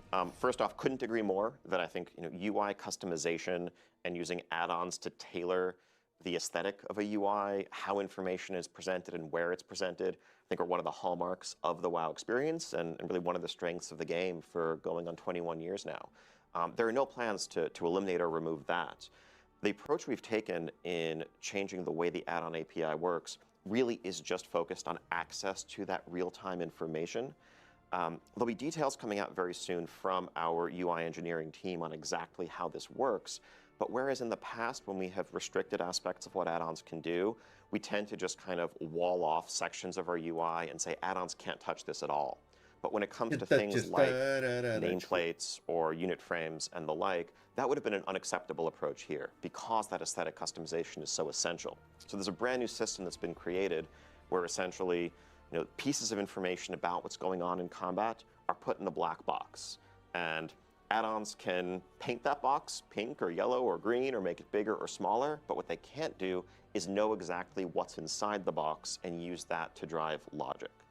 In addition to that, the new UI functionality that we're adding, whether it's improved nameplates or whatever, have extensive customizations in terms of size, shape, location, aesthetic, all of the edit mode functionality and more. But we have no intent of pulling back in any way from the aesthetic customization that add-ons have always offered. Cutting to the chase, Felfer on the WoW forums asked, does this mean that existing add-ons like Deadly Boss Mods, Plater, or Details are going to break? They will change significantly. I think certainly, day one, if you're logging into alpha and you try to enable them, I do not believe they will work due to changes in the API, but that's standard for any new expansion release. We are inviting the authors of a vast range of add-ons into our first week of alpha, so that's going to be coming up in just the next few days, to get their hands on these changes, to give us feedback about how we can better support their ongoing development. But yes, when it comes to the specific ability to read and process combat information and use that to drive parece logic, robô falando, ele that coloca is total going de to zero be empolgação das changing, and that will respostas. affect those Ele é add-ons. advogado, né, cara? Give me one more. This comes from Herrick's on the WoW forum. Ele não tem Herrick carisma. said, what are the plans regarding improvements to the default raid frames? In the effort to reduce the need for add-ons, raid frames are a major pain point for healers, where the default Blizzard raid frames are basically unusable without at least some external modification. So yeah, we also have improvements coming to raid frames, definitely with healers in mind. If you're, let's say, a Resto Druid who wants to be able to see all of your HOTS on a target, that's something that we agree is very important and needs to be baked into the default functionality. Same with encounter designers calling out major buffs and debuffs and things that you need to know in an encounter, whether you're a healer or just a raid leader wanting to keep tabs on the state of the encounter that way. And of course, as mentioned earlier, add-ons will still be able to customize the look and the feel and the size and the overall presentation of raid frames. There just won't be certain functionality that is driving logic based on whether you happen to have a certain debuff or not. But all the rest should still be available. E. Chow on Blue Sky has a couple of questions. Given the connection to the Army of Light, the Sunwell and Blood Elves in general being their main rival in the Burning Crusade, will we see Draenei play any sort of role? Also, will Quel'Thalas be, with Quel'Thalas being part of the main world now, will there be any updates to Forsaken Lands? So the Draenei, you know, obviously will be part of the fight, you know, part of the battle that we're waging against the Void. But this chapter is focused on the Blood Elves and the Blood Elves struggle with some trolls, and we're gonna really be leaning in there more than we are with the Draenei. Opportunities, you know, will come up for the Draenei to have their moment in the light, as it were. Yeah, and as it goes for like changes to Forsaken Lands, well, there's some minor changes as we've added Quel'Thalas and Zul'Aman into the main body of the Eastern Kingdoms to connect them in. So there's a tunnel in the Forsaken Lands that does connect it in. We are going to see some Forsaken characters as well. We're actually going to be working with a little bit of a deep cut, but Alonsis Fowl, the Archpriest, is going to be a character who appears and has a couple interesting interactions and chats with Eretor and Liadrin and others. Yeah, so we're going to continue to build out Forsaken story as we continue. Yeah, I think looking at how this is playing out and will continue to, I think we're very excited by some of the reception we've heard from Gamescom onwards about the changes to Silvermoon, Eversong, and more. Honestly, there was a bit of anxiety internally about the idea of revisiting an old location as for one of our zones, whether some players would view that as like somehow lesser than coming up with a brand new place. But I think as people see this full splendor of Silvermoon, get a chance to revisit Eversong and what it's become all these years later, I think the excitement around that really excites us too, because we'd love to be able to tell more new stories in some of the iconic locations that resonate throughout everyone's fandom of Warcraft and what Azeroth is about. And so that will mean updating those locations, and I think that's something that we're excited to do more of as we look forward. Of course, The Last Titan will see us going back to Northrend, so that'll be a story for another day. I think we for sure discovered that we can tell different stories when we go to old places and see how characters have changed, see how the spaces have changed. It's been a really cool opportunity to do that in Midnight. Let's shift to some class talk. Faxia on Reddit asked, are you planning on adding any new specs that can tank or heal for existing classes? Opa! Not right now in Midnight. I think Devourer, Demon Hunter, and that new range DPS spec for them is our focus right now.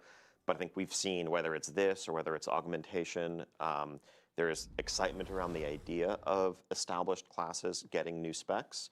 And so that is something I think we are likely to explore as we look to the future. Ui! É provável que eles explorem colocando novos specs em classes que já existem. Some classes and specs received visual updates, and as a monk player, the update to Vivify was very appreciated. Are there any other classes or specs that can be revealed to be getting updated visuals in Midnight? Yeah, there's a couple really cool Apex talents. So Apex talents are the new talents you'll be able to learn at the bottom of your spec tree, and a lot of these have some fantastic visuals. Ones that jump out to me are the augmentation, where you summon a bronze dragon version of yourself from the future to fight alongside you for a little bit. The Frost Mage one as well, you summon a Hand of Frost that chases down your target and attack them. And so these are some of the new abilities that are going to get some new custom visuals. As far as looking back at older visuals, as was the case with Vivify, this is something that we tend to do as we continue to build smaller patches. Most of our efforts for Midnight was building all the new stuff, but then as we continue building out the game, we look to the future. This is where we look back at, as we did with Vivify, find abilities where we can raise the floor and say, okay, this one has aged not as gracefully as the rest of our visuals, and we can bring it up to par with the rest. Following that, we found a question from Nihenna on the German forums, and Nihenna asked, will the Void/Light topic be picked up in any additional class specs in the future? For example, Sunwell effects for a Holy Paladin, or perhaps Void powers for a Warlock? I don't know about Void Warlocks quite yet, but we do have a existing Void themed spec, the Shadow Priest, my beloved Shadow Priest, which has a new ability, Tentacle Slam, which replaces Shadow Crash, and it is a giant voidy tentacle that slams down in a line in front of you and has a similar AoE component, but a lot more of a classic voidy Shadow Priest idea to it. We also have on one of our Apex talents, the Discipline Priest has Void Shield, which replaces your Power Word Shield with a Void-themed shield. So there are places where the Void and Light are leaking into our class design. Going back to the support roles, Neo Saro on the EU Spanish forums asked, can we expect anything new regarding the support role in Midnight? Will it be expanded to other classes? Is it considered that it maybe didn't work as expected for augmentation, and perhaps that just becomes a normal damage or healer? So we're not planning on currently expanding it to other classes, but we're also not planning on changing augmentation to just fit into the existing niches. I think there's a lot of excitement around the idea of support, and I think we've seen players embrace that fantasy. I think we are still iterating on evolving that specialization and getting to a place where we can find a happy medium, where it can kind of realize that fantasy and be effective as someone who bolsters the strength of your allies without also becoming so effective that it feels required in groups and kind of limits composition diversity. I think if we're able to achieve that, hopefully when we're able to achieve that, I do think we would like to look to what other ideas might apply a different fantasy to executing that concept. I want to switch to the topic of delves. The WoW content creator True Villain Manny said, with delves integrated into the story, will there be certain scenarios that are locked in as we level? And will there be additional story in those alternative scenarios with delves? Yeah, as we move through the campaign in Midnight, we will be entering delves with specific goals in mind. And that particular variant of the story will have the objectives that we need to accomplish as we go through them. As always, our delves will have multiple variants to play through with different stories occurring. So yes, we will continue to use delves in this way, and look for opportunities to continue to build quest content that enters delves. So let's go inside. Varteris on the WoW forums said, will delves have even greater variety than in the War Within? Maybe a randomized puzzle to solve, a race, a whole new set of abilities? Yeah, there's a couple ways that delves are changing. We have a new follower, Valera Sanguinara, is going to come along, and she's going to mix things up. She's takes delves a little bit more seriously than Bran does, and a lot more stabbily as well. We also have some outdoor delves that are going to take place in outdoor spaces, and so this will just change up not only the vibe of the space, but your ability to move around, because you'll be able to use your ground mounts to get around. We're also just taking a look at the mechanics that we're using in delves in Midnight. So you can announce now that Midnight does not have any underwater delves. It also does not have any delves with a mechanic where you have to, say, pick up a candle or a totem and throw it ahead and continue doing that on a continued basis. Obrigado. Folks, let us know how they felt about those, and we're not moving forward with those designs in Midnight. So Relentless on the EU Spanish forums asked a version of a question we got a lot. And Ian, what's stopping the World of Warcraft development team from doing a world revamp? Could we get a world revamp? I mean, I think, the idea of revamping everything at once is a terrifying one, frankly. But I think, as touched on earlier, we definitely want to tell new stories in iconic locations. And in doing that, we would certainly do much more than just do a fresh coat of paint on the area. We would really reimagine it and bring it into the present day, as we have with Eversong. Our current focus is, of course, on the story that we're telling for the rest of the World Soul Saga. That will touch on some familiar locations. But down the line, I think the lessons we are learning and the experiences we're having, revisiting some locations, open the door to doing a lot more of it. Saw a very upvoted question from Solera, a French WoW player on X. Solera asked, without giving away spoilers, very important, does Midnight introduce any completely new elven tribes or expand on lesser known ones? Maybe the Kel'Durai? Without spoilers. Without spoilers. That's a tough constraint. Yeah. Maybe. That's right. I don't think it's spoilery to say we're going to be learning a lot about the elves and the elves' relationships with one another, and that would include Quel'Durai. Thank you. And Zoris on the EU Spanish forums asked, with the Devourer specialization, all Demon Hunter abilities will use void effects and icons, even those shared by all three specializations. Has there been any consideration of extending this aesthetic customization to other classes? So I think philosophically and narratively, what a Void Demon Hunter represents, what a Devourer Demon Hunter represents, is one who, rather than harnessing and channeling Fel energy, is channeling Void energy to turn it against those who originally wielded it. And so that is going to transform a wide range of their abilities. On the other hand, when we look at, let's say, a Fire Mage or a Frost Mage, they're not forsaking the arcane when they become a Fire Mage. And so Blink is still an arcane spell, and Counterspell Pegaram is as still an 4 arcane spell, pessoas and mais so sem forth. carisma possível And so para I think fazer esse when we vídeo. look at other Mais classes, ou we generally menos. like to look at that broad base of multiple, areas of focus. And just because you specialize in one thing doesn't mean that that transforms all of the others. That said, touching on some earlier questions, when it comes to glyph spell customizations and other things that players may want to customize the look and feel of their abilities, there's always an opportunity there. Another highly upvoted question all over the place. I'll take the version of this question from Navarel on the EU German forums. Would you consider replacing the ready-made group in follower dungeons with characters from the player's warband? Definitely something we are considering. Not something we're going to be able to deliver for Midnight, but ever since the introduction of both warbands and follower dungeons, this idea, this request has popped up. It's something that we're excited about internally as well. There's some technical hurdles to kind of pull that information down in real time and make it work, but it's something we do want to deliver down the line. Ian's not lying about technical hurdles. There were multiple technical hurdles in the way. We're actually jumping over one of them with Training Grounds, where we're changing the way that some of those game-controlled characters or bots are built. To be building Training Grounds in this way gets us one hurdle closer to being able to do what you're asking for. There are so many people on this development team that I would call technical hurdlers. Engineers, that's just what they do. They jump over hurdles. So, Maria, Silo on the WoW forums asked, will there be new mini-game type quests in Midnight? Yes, there will be. We actually have a new mechanic that was created for Zul'Aman specifically, where you will do some, underwater stuff, but it's quite fun. It's the Amani Abyss style. You're gonna be going fishing troll style. Okay. Yeah. That's a revelation. I like that. While we're revealing things, Musselton on the WoW forums asked, I'm extremely excited for the Heronir. Can you share more information on their druid forms? Well, conveniently, if you watched the deep dive, you saw a flash of those.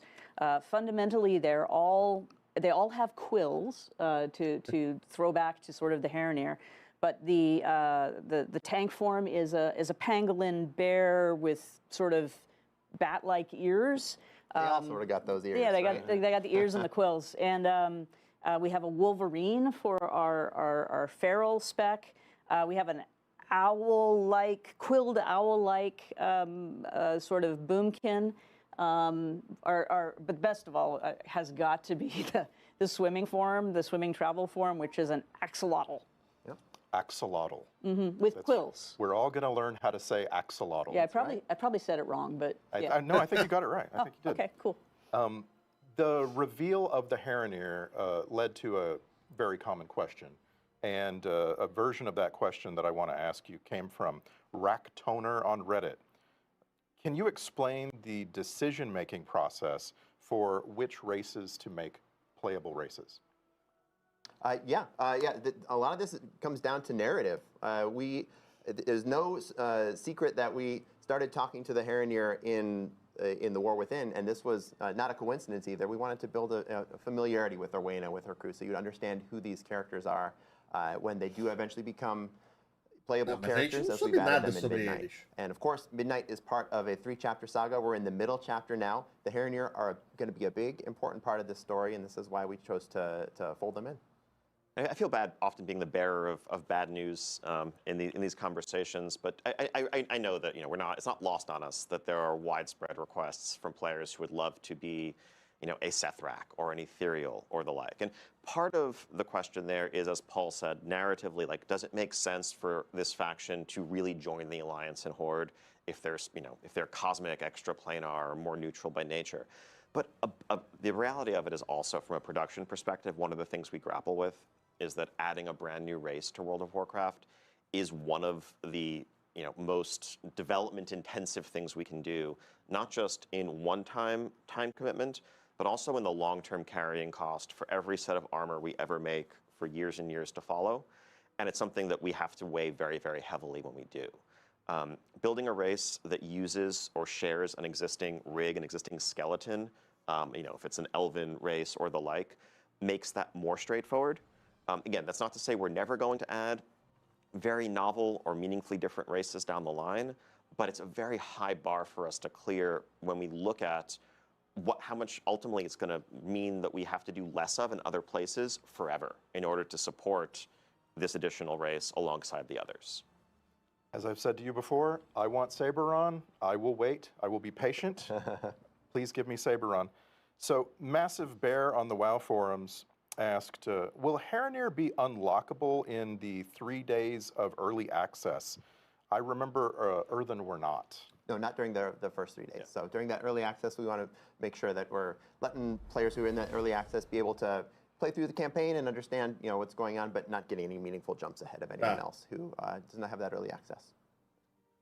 Meredith on the WoW forums asked, how is Blizzard progressing in the war against toxicity in terms of the entire game?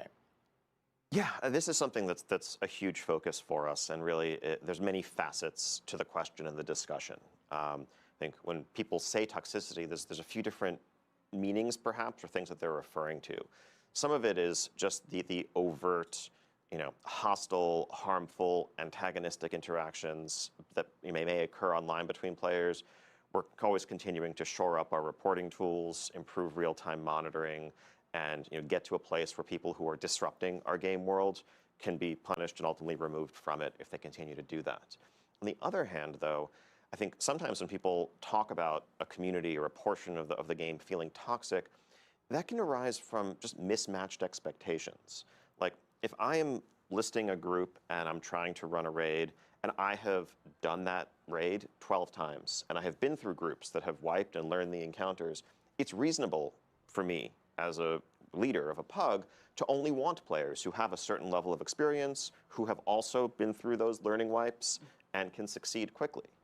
And so someone who is looking to learn may feel like, oh, this is very unwelcoming, this is kind of toxic, why aren't we, why am I not welcome here? And ultimately, that's an issue of aligning expectations. And I think there's a lot more that we can do on the pro-social side of things to help people find like-minded players and like-minded groups. There's nothing wrong with wanting to complete something quickly and efficiently. There's also very certainly nothing wrong with wanting to learn and wanting a patient group. Now, if you mix those two groups, there are going to be some conflicts that emerge naturally because of different goals and expectations. So I think a lot of what we're focused on right now is also how we can help players better connect with like-minded individuals so that they can have satisfying experiences where everyone is on the same page, working towards the same goals. Thank you. I want to rip through some more housing questions. We've got several. Will we get to see our alts walking about, or maybe sitting in a chair in our house?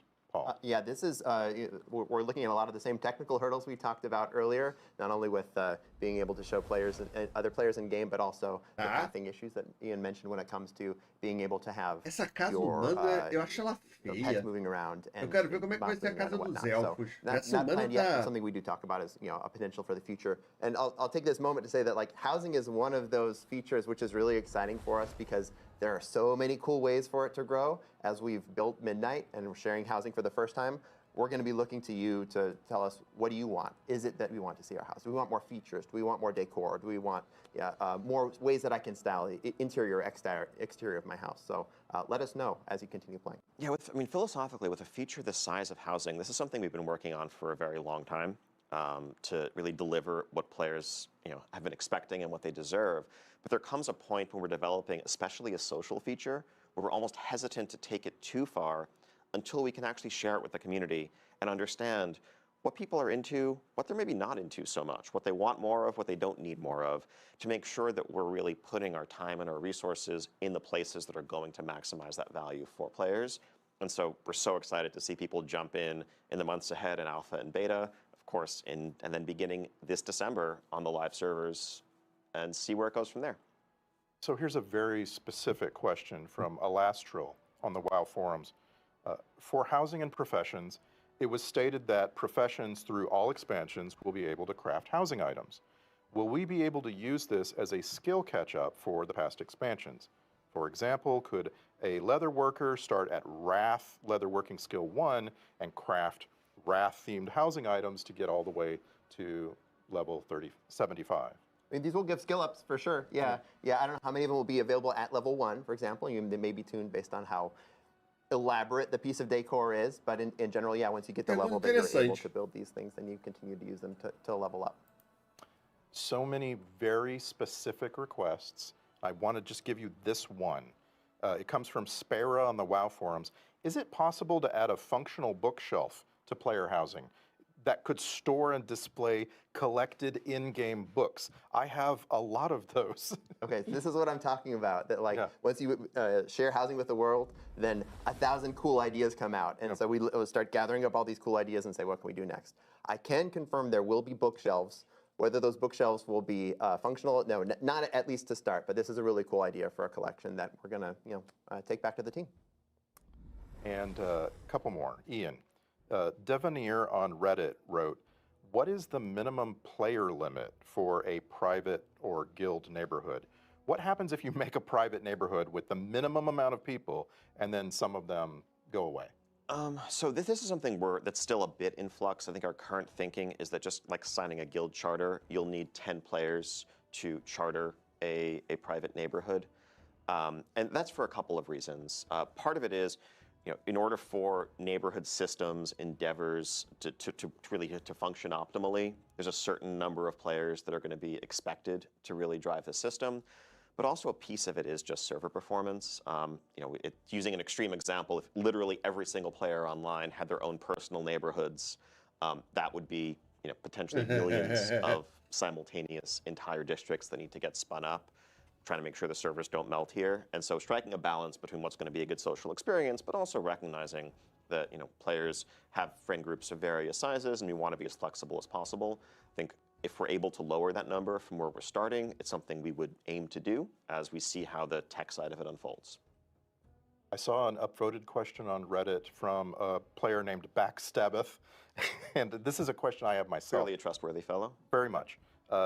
Will there be a list of collections and their sources for housing materials before housing goes live so that we can begin to start hunting for those items, maybe reputation, achievement requirements? I'd love to know what I already have or what I'm close to having. Yeah, a ton of that is going to be visible in the alpha build coming up in just a day, but we'll have a blog summarizing it so you don't need to go trawling for the information, and that way everyone can get a head start on checking off those achievements that you may have missed. Let's come back to a couple of fun questions before we go here. Bail Samel on the WoW forums asked, are we getting a capybara Loa? There are capybaras in the Yamani screenshots.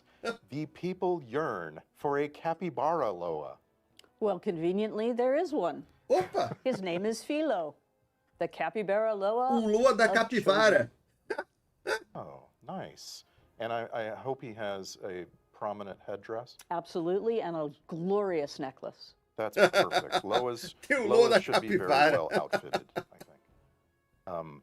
Finnerfin on the WoW forums asked, could we see the return of class quest lines? Legion was great, and it was fun to have a unique experience questing on alts. Yeah, class quest lines come up really often as something people are excited about. We certainly do want to look more at, expanding on classes. We had a lot of fun doing the Warlock one, for example, not too long ago. But most recently, the best way for you to play some class quest lines, if you never played them, has to do with our lore walking, because where we had restrictions, for example, on the Xalatath story, previously, a lot of people didn't know anything about Xalatath and the knife, and by playing that lore walking, they had the opportunity to play that portion of the priest quest line. So we're hoping that as we build more lore walking, you'll have that opportunity to see some of that. But this is certainly an area that the quest and narrative team would be thrilled to do more of. Good. It's our last question. And I cobbled this together from versions of this question that I found everywhere. I want to give a shout out to some of the people that I borrowed this from. Aziriel, Simplejack, Martian, Zuburius on our forums, all asked versions of this. Ian, how will player power progression be updated in Midnight, especially regarding Valor Stones? So yes, so the way the upgrade system's played out over the last couple of expansions, I think we're happy with the sort of granular incremental progression that complements that spiky randomness of loot drops. But there is, and we agree with player feedback that we've heard, potentially one too many moving pieces and a bit too much complexity in the current system. So I can announce that Valor Stones as a currency will be going away in Midnight. You're already needing to gather the crests that you need, and that should be sufficient. We're also looking to streamline the system a little bit and more clearly pair individual crest tiers with appropriate gear upgrade tracks so that there's potentially less confusion about what crest matches to what. Anything further, Paul? No, I think that's great. Yeah, yeah. Super excited. We're over here pumping fists. Yes, absolutely. Very excited. Yeah, rip Valor Stones. Well, And on that note, that's our time. Thank you, Ian, Paul, Maria. Thank you for taking the time, and thank you to everyone watching along. We've got Midnight Alpha testing starting very soon. We can't wait to see you there and welcome you home. Ei! Tá.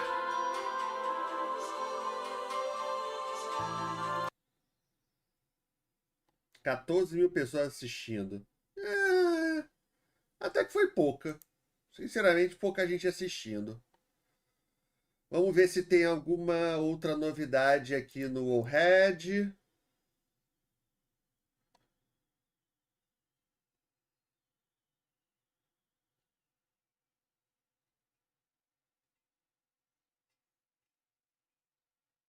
Tá, addons de combate vão ser desabilitados no endgame Midnight.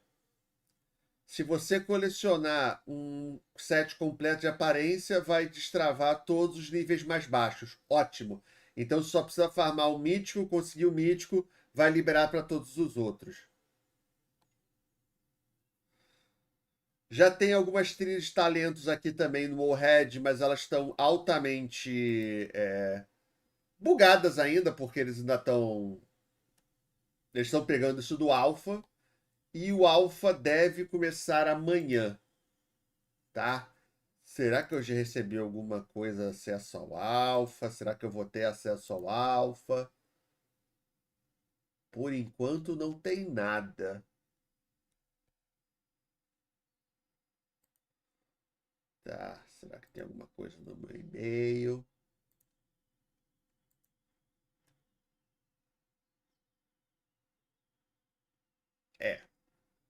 Por enquanto não.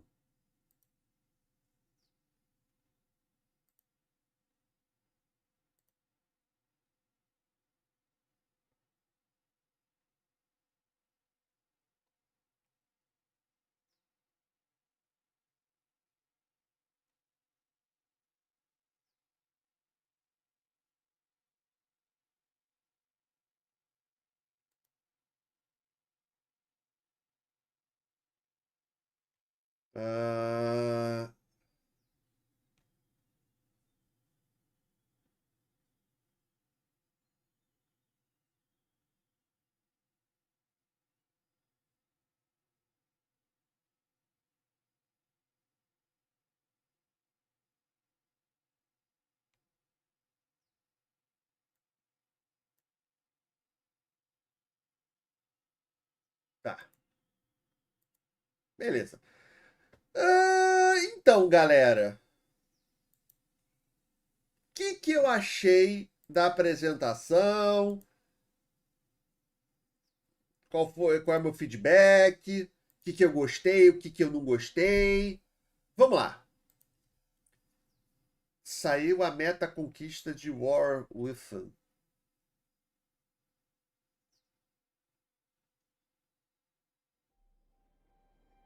Meu beta de Midnight está dando incompatível. Como assim? Você já tem o beta de Midnight?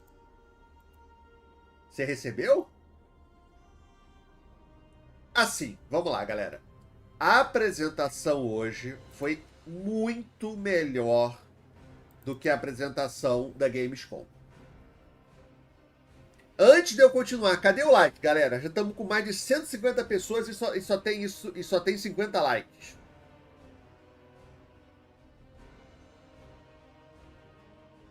Como é que você recebeu o beta? Você recebeu o e-mail? Apareceu na sua conta? Como é que foi? Você já comprou Midnight? Porque é o... Ah, tá. Você deve ter recebido porque você comprou Midnight. Amanhã começa o alfa, não é o beta. Quem comprou Midnight tem acesso ao beta, não é o de amanhã. Amanhã é o alfa, tá? Amanhã é o alfa. Não é o beta.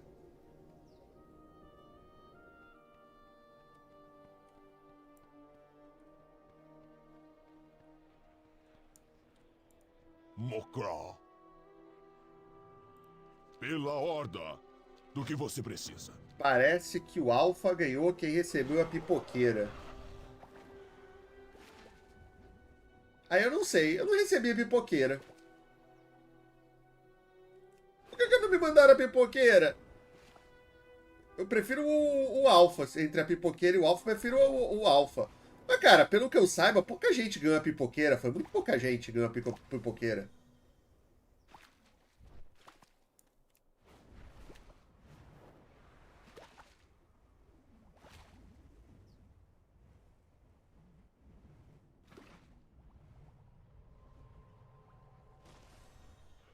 Pra quem não sabe o que a gente tá falando, a Blizzard, ela mandou a pipoqueira pra alguns influenciadores. Nunca pegam um fio. Mas que eu vi foram nem 10 influenciadores que ganharam a pipoqueira. Qual a diferença entre o alfa e o beta? O alfa é a fase mais inicial do teste, quando as coisas não estão funcionando de uma maneira geral. Algumas coisas funcionam, outras não funcionam. O beta, normalmente, é quando o jogo já está muito mais avançado, ele já está jogável e você vai fazer apenas pequenos ajustes. O alfa, literalmente, parte do sistema não estão no jogo e parte do sistema não funcionam. Tá? O alfa é sempre muito mais limitado do que o beta. Até por isso, não é interessante você liberar o alfa para jogadores. Porque o jogador ele vai achar que vai ter uma versão completa já do jogo. Acha que vai ser a versão que ele vai jogar quando o jogo for lançado e acaba reclamando, acaba ficando insatisfeito, quando na verdade o alfa é muito mais limitado. Deixa eu até perguntar aqui para a Blizzard sobre isso.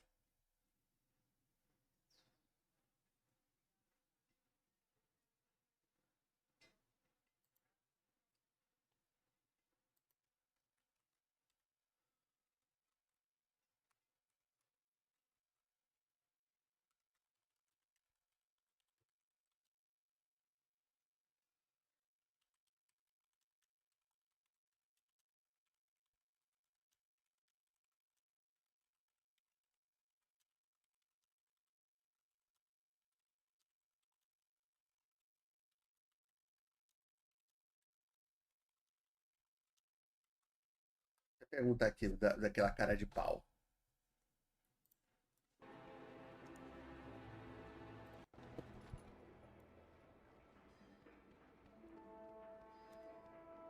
Tá? O alfa, ele é sempre mais limitado, mas muito mais limitado do que o beta, tá? Normalmente o alfa é para quê? Para você realmente testar ou para você fazer o hype. Então no alfa, a Blizzard dá acesso para alguns jogadores, porque ela quer a opinião daqueles jogadores.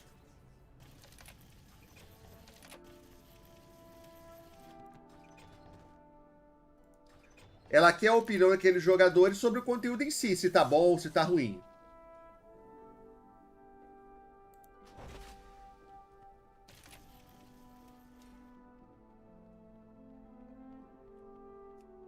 Quem comprou a edição de colecionador... Quem comprou a edição de colecionador... Não, desculpa. Quem fez a pré-compra vai ter acesso ao beta.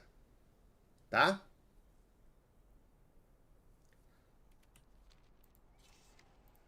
Imersões.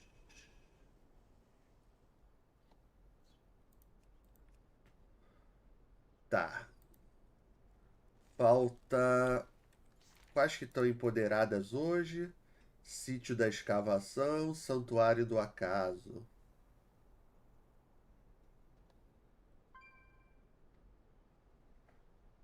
Santuário do Acaso eu já fiz.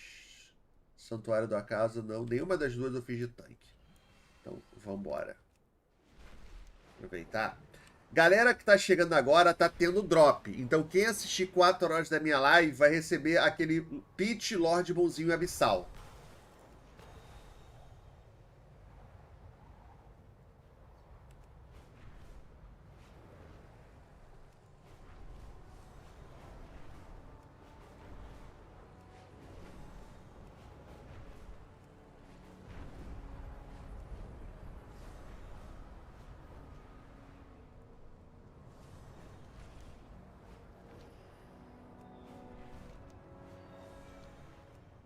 Temos outra incursão e precisamos de defensores. Eu sei que você tem jeito pra isso. O que vocês acharam do evento hoje? Eu achei legal.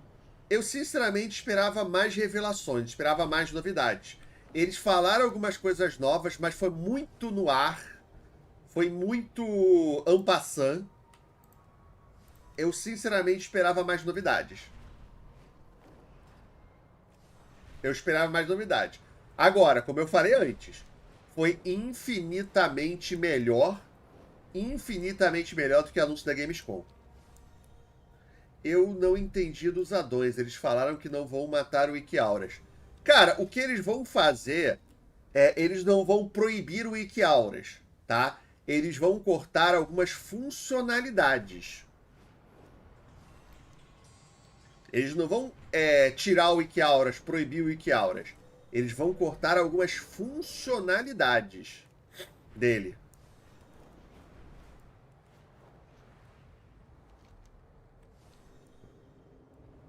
Que, na real, ao cortar essas funcionalidades, grande chance que ele perca todo o sentido de existir. Mas...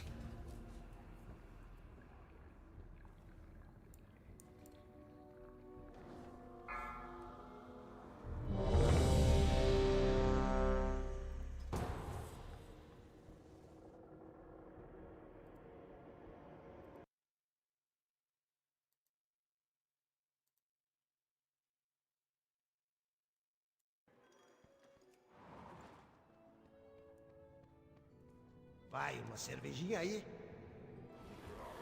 Te cuida.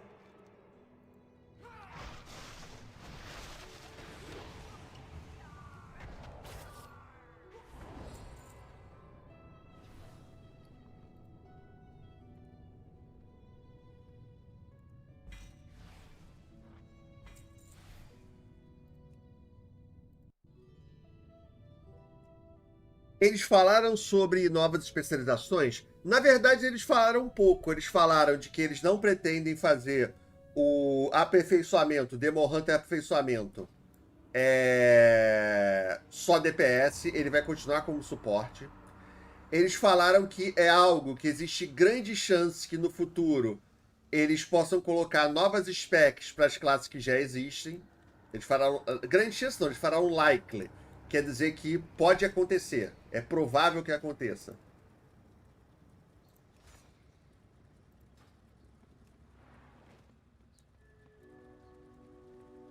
Opa! Olho no lance.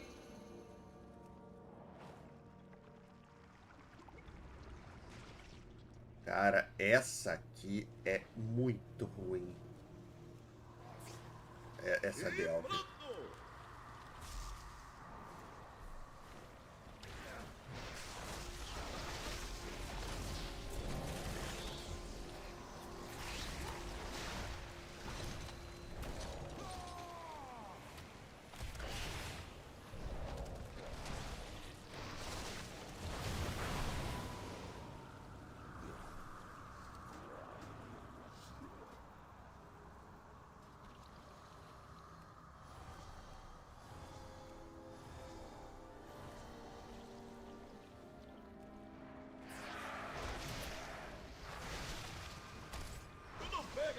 com essa.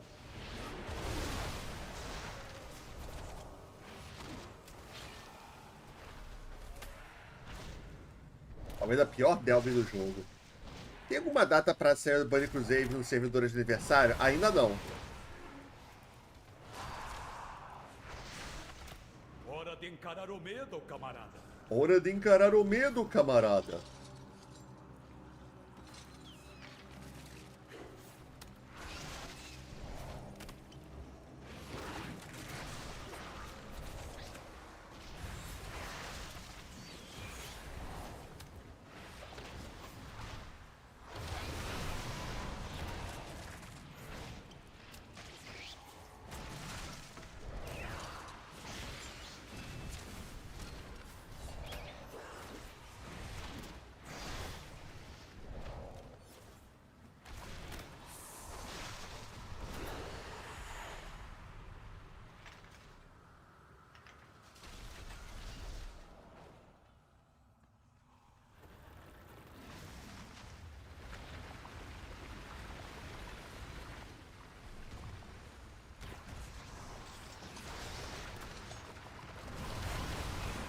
Eita ferro.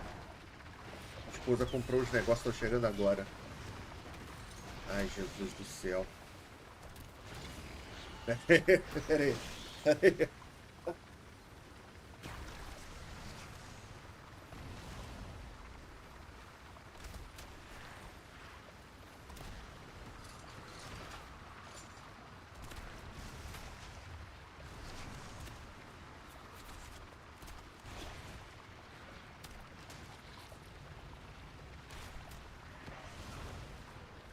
Oi, tô vivo.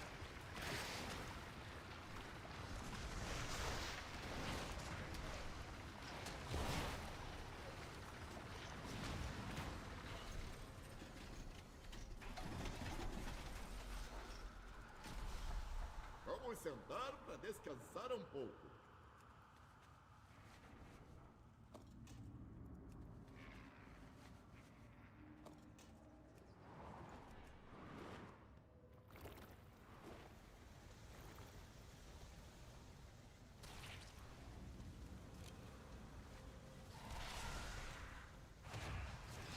Ô, Bran, para de ficar puxando, Bran.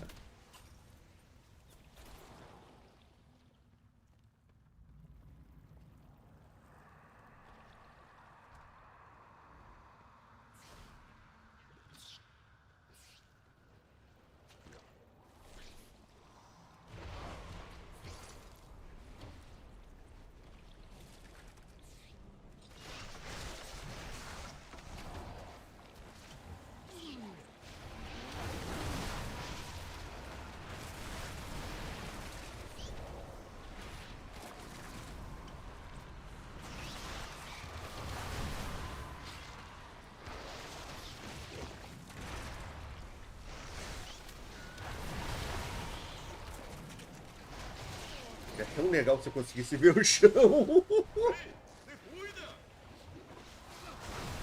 Já vai.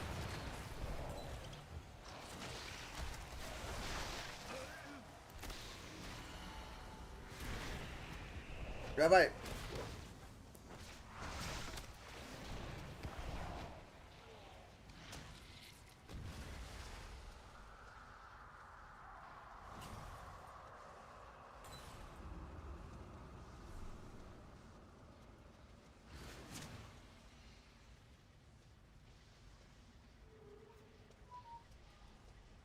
Vamos sentar para descansar um pouco.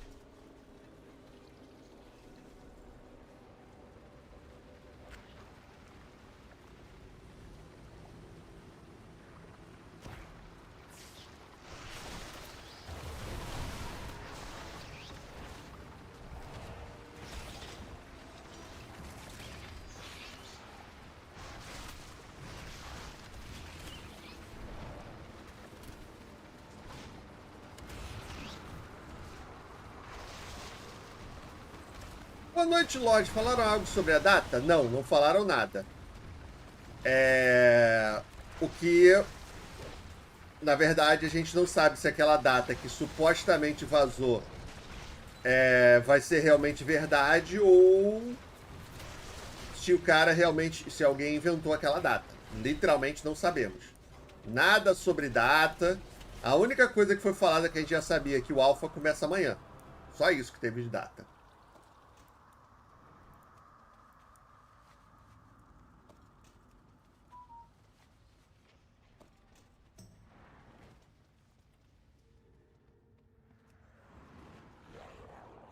E pronto!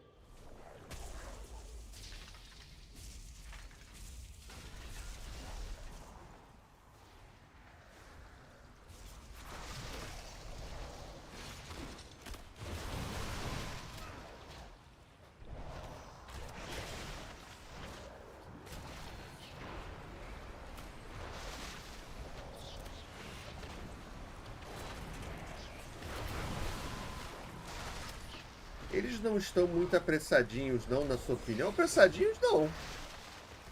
Se eles tivessem anunciado que vai ser em fevereiro, eu diria que eles estavam apressadinhos. Mas eles não anunciaram. Então, se for em fevereiro, para quem não tá sabendo o que é isso, ontem supostamente vazou a data de lançamento da expansão, que seria em fevereiro. Mas aquilo ali é um suposto vazamento. Não dá para saber se é verdade ou não. Tá? Se for realmente em fevereiro, tá meio que rushado. Na minha humilde opinião, tá meio que rushado. Se realmente for em fevereiro. Será que eu consigo puxar os dois bosses? Vamos fazer...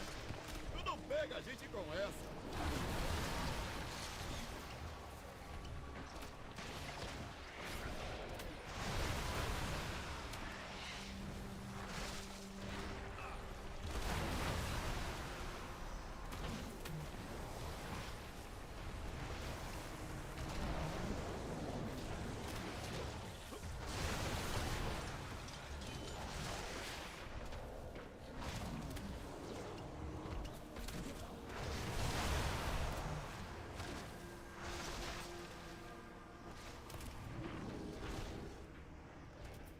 Eu tô perdendo vida porque esse é aquele boss que eu tenho que fugir. Caralho, como é que é roubado o monge tanque? O boss já tá em 50% de vida. LOL. Já foi. Eu consigo pegar dois bosses. Cara, só o paladino tanque que sofre realmente. Todos os outros são bem tranquilos. E na verdade o paladino tanque ele sofre por causa do DPS. Não tem nada a ver com survival. Ele também é imorrível, como todos os outros tanques aqui fazendo delve. O problema é que o DPS dele é muito baixo. Então você demora para matar os bichos.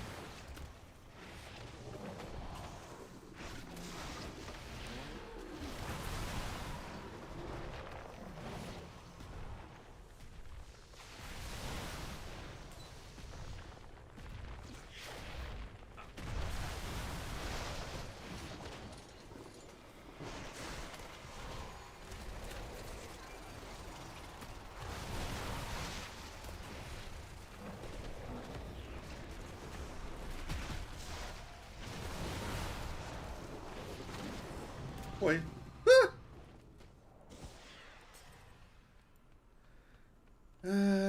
Estávamos tendo uma conversa sobre os reinos de aniversário nesse mesmo sentido. Os lançamentos das fases estão muito mais rápidos que das outras vezes.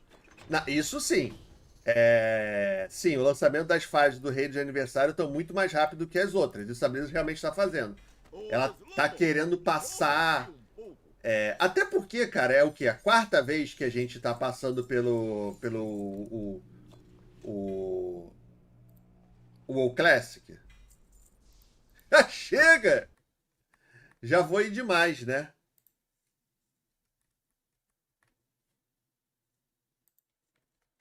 Deixa eu subir um negócio aqui. Galera, eu vou fazer o seguinte. Eu tenho que voltar pro trabalho. Mas como o drop você tem que assistir 4 horas de live, eu sei que tem muita gente chegando agora, eu vou colocar a reprise lá na roxinha, tá? Vou terminar a live aqui no YouTube, mas aí à noite eu volto com a live jogando e falando com vocês. Tá bom, galera? Então deixa eu só... Eu vou terminar a live aqui. E se você ainda não aproveitou a promoção da Kaspersky, aproveita, melhor antivírus do mercado. Você paga R$ 76 e recebe de volta R$ 109. É isso mesmo, tá ridiculamente barato. Aproveita que é só até o dia 5, tá bom, galera? Muito obrigado para todo mundo que assistiu. Lá pelas 7 horas estou de volta aqui com a live pra gente jogar e até vai ser melhor, porque aí eu vou pegar todas as informações que estão sendo soltas. Tem coisa nova que eles não falaram na apresentação, mas falaram em outras entrevistas. Na noite eu conto tudo aqui para vocês, tá bom, galera? É isso. Muito obrigado para todo mundo que assistiu. Muito obrigado para todo mundo que jogou Codex. Muito obrigado. Abraço, galera.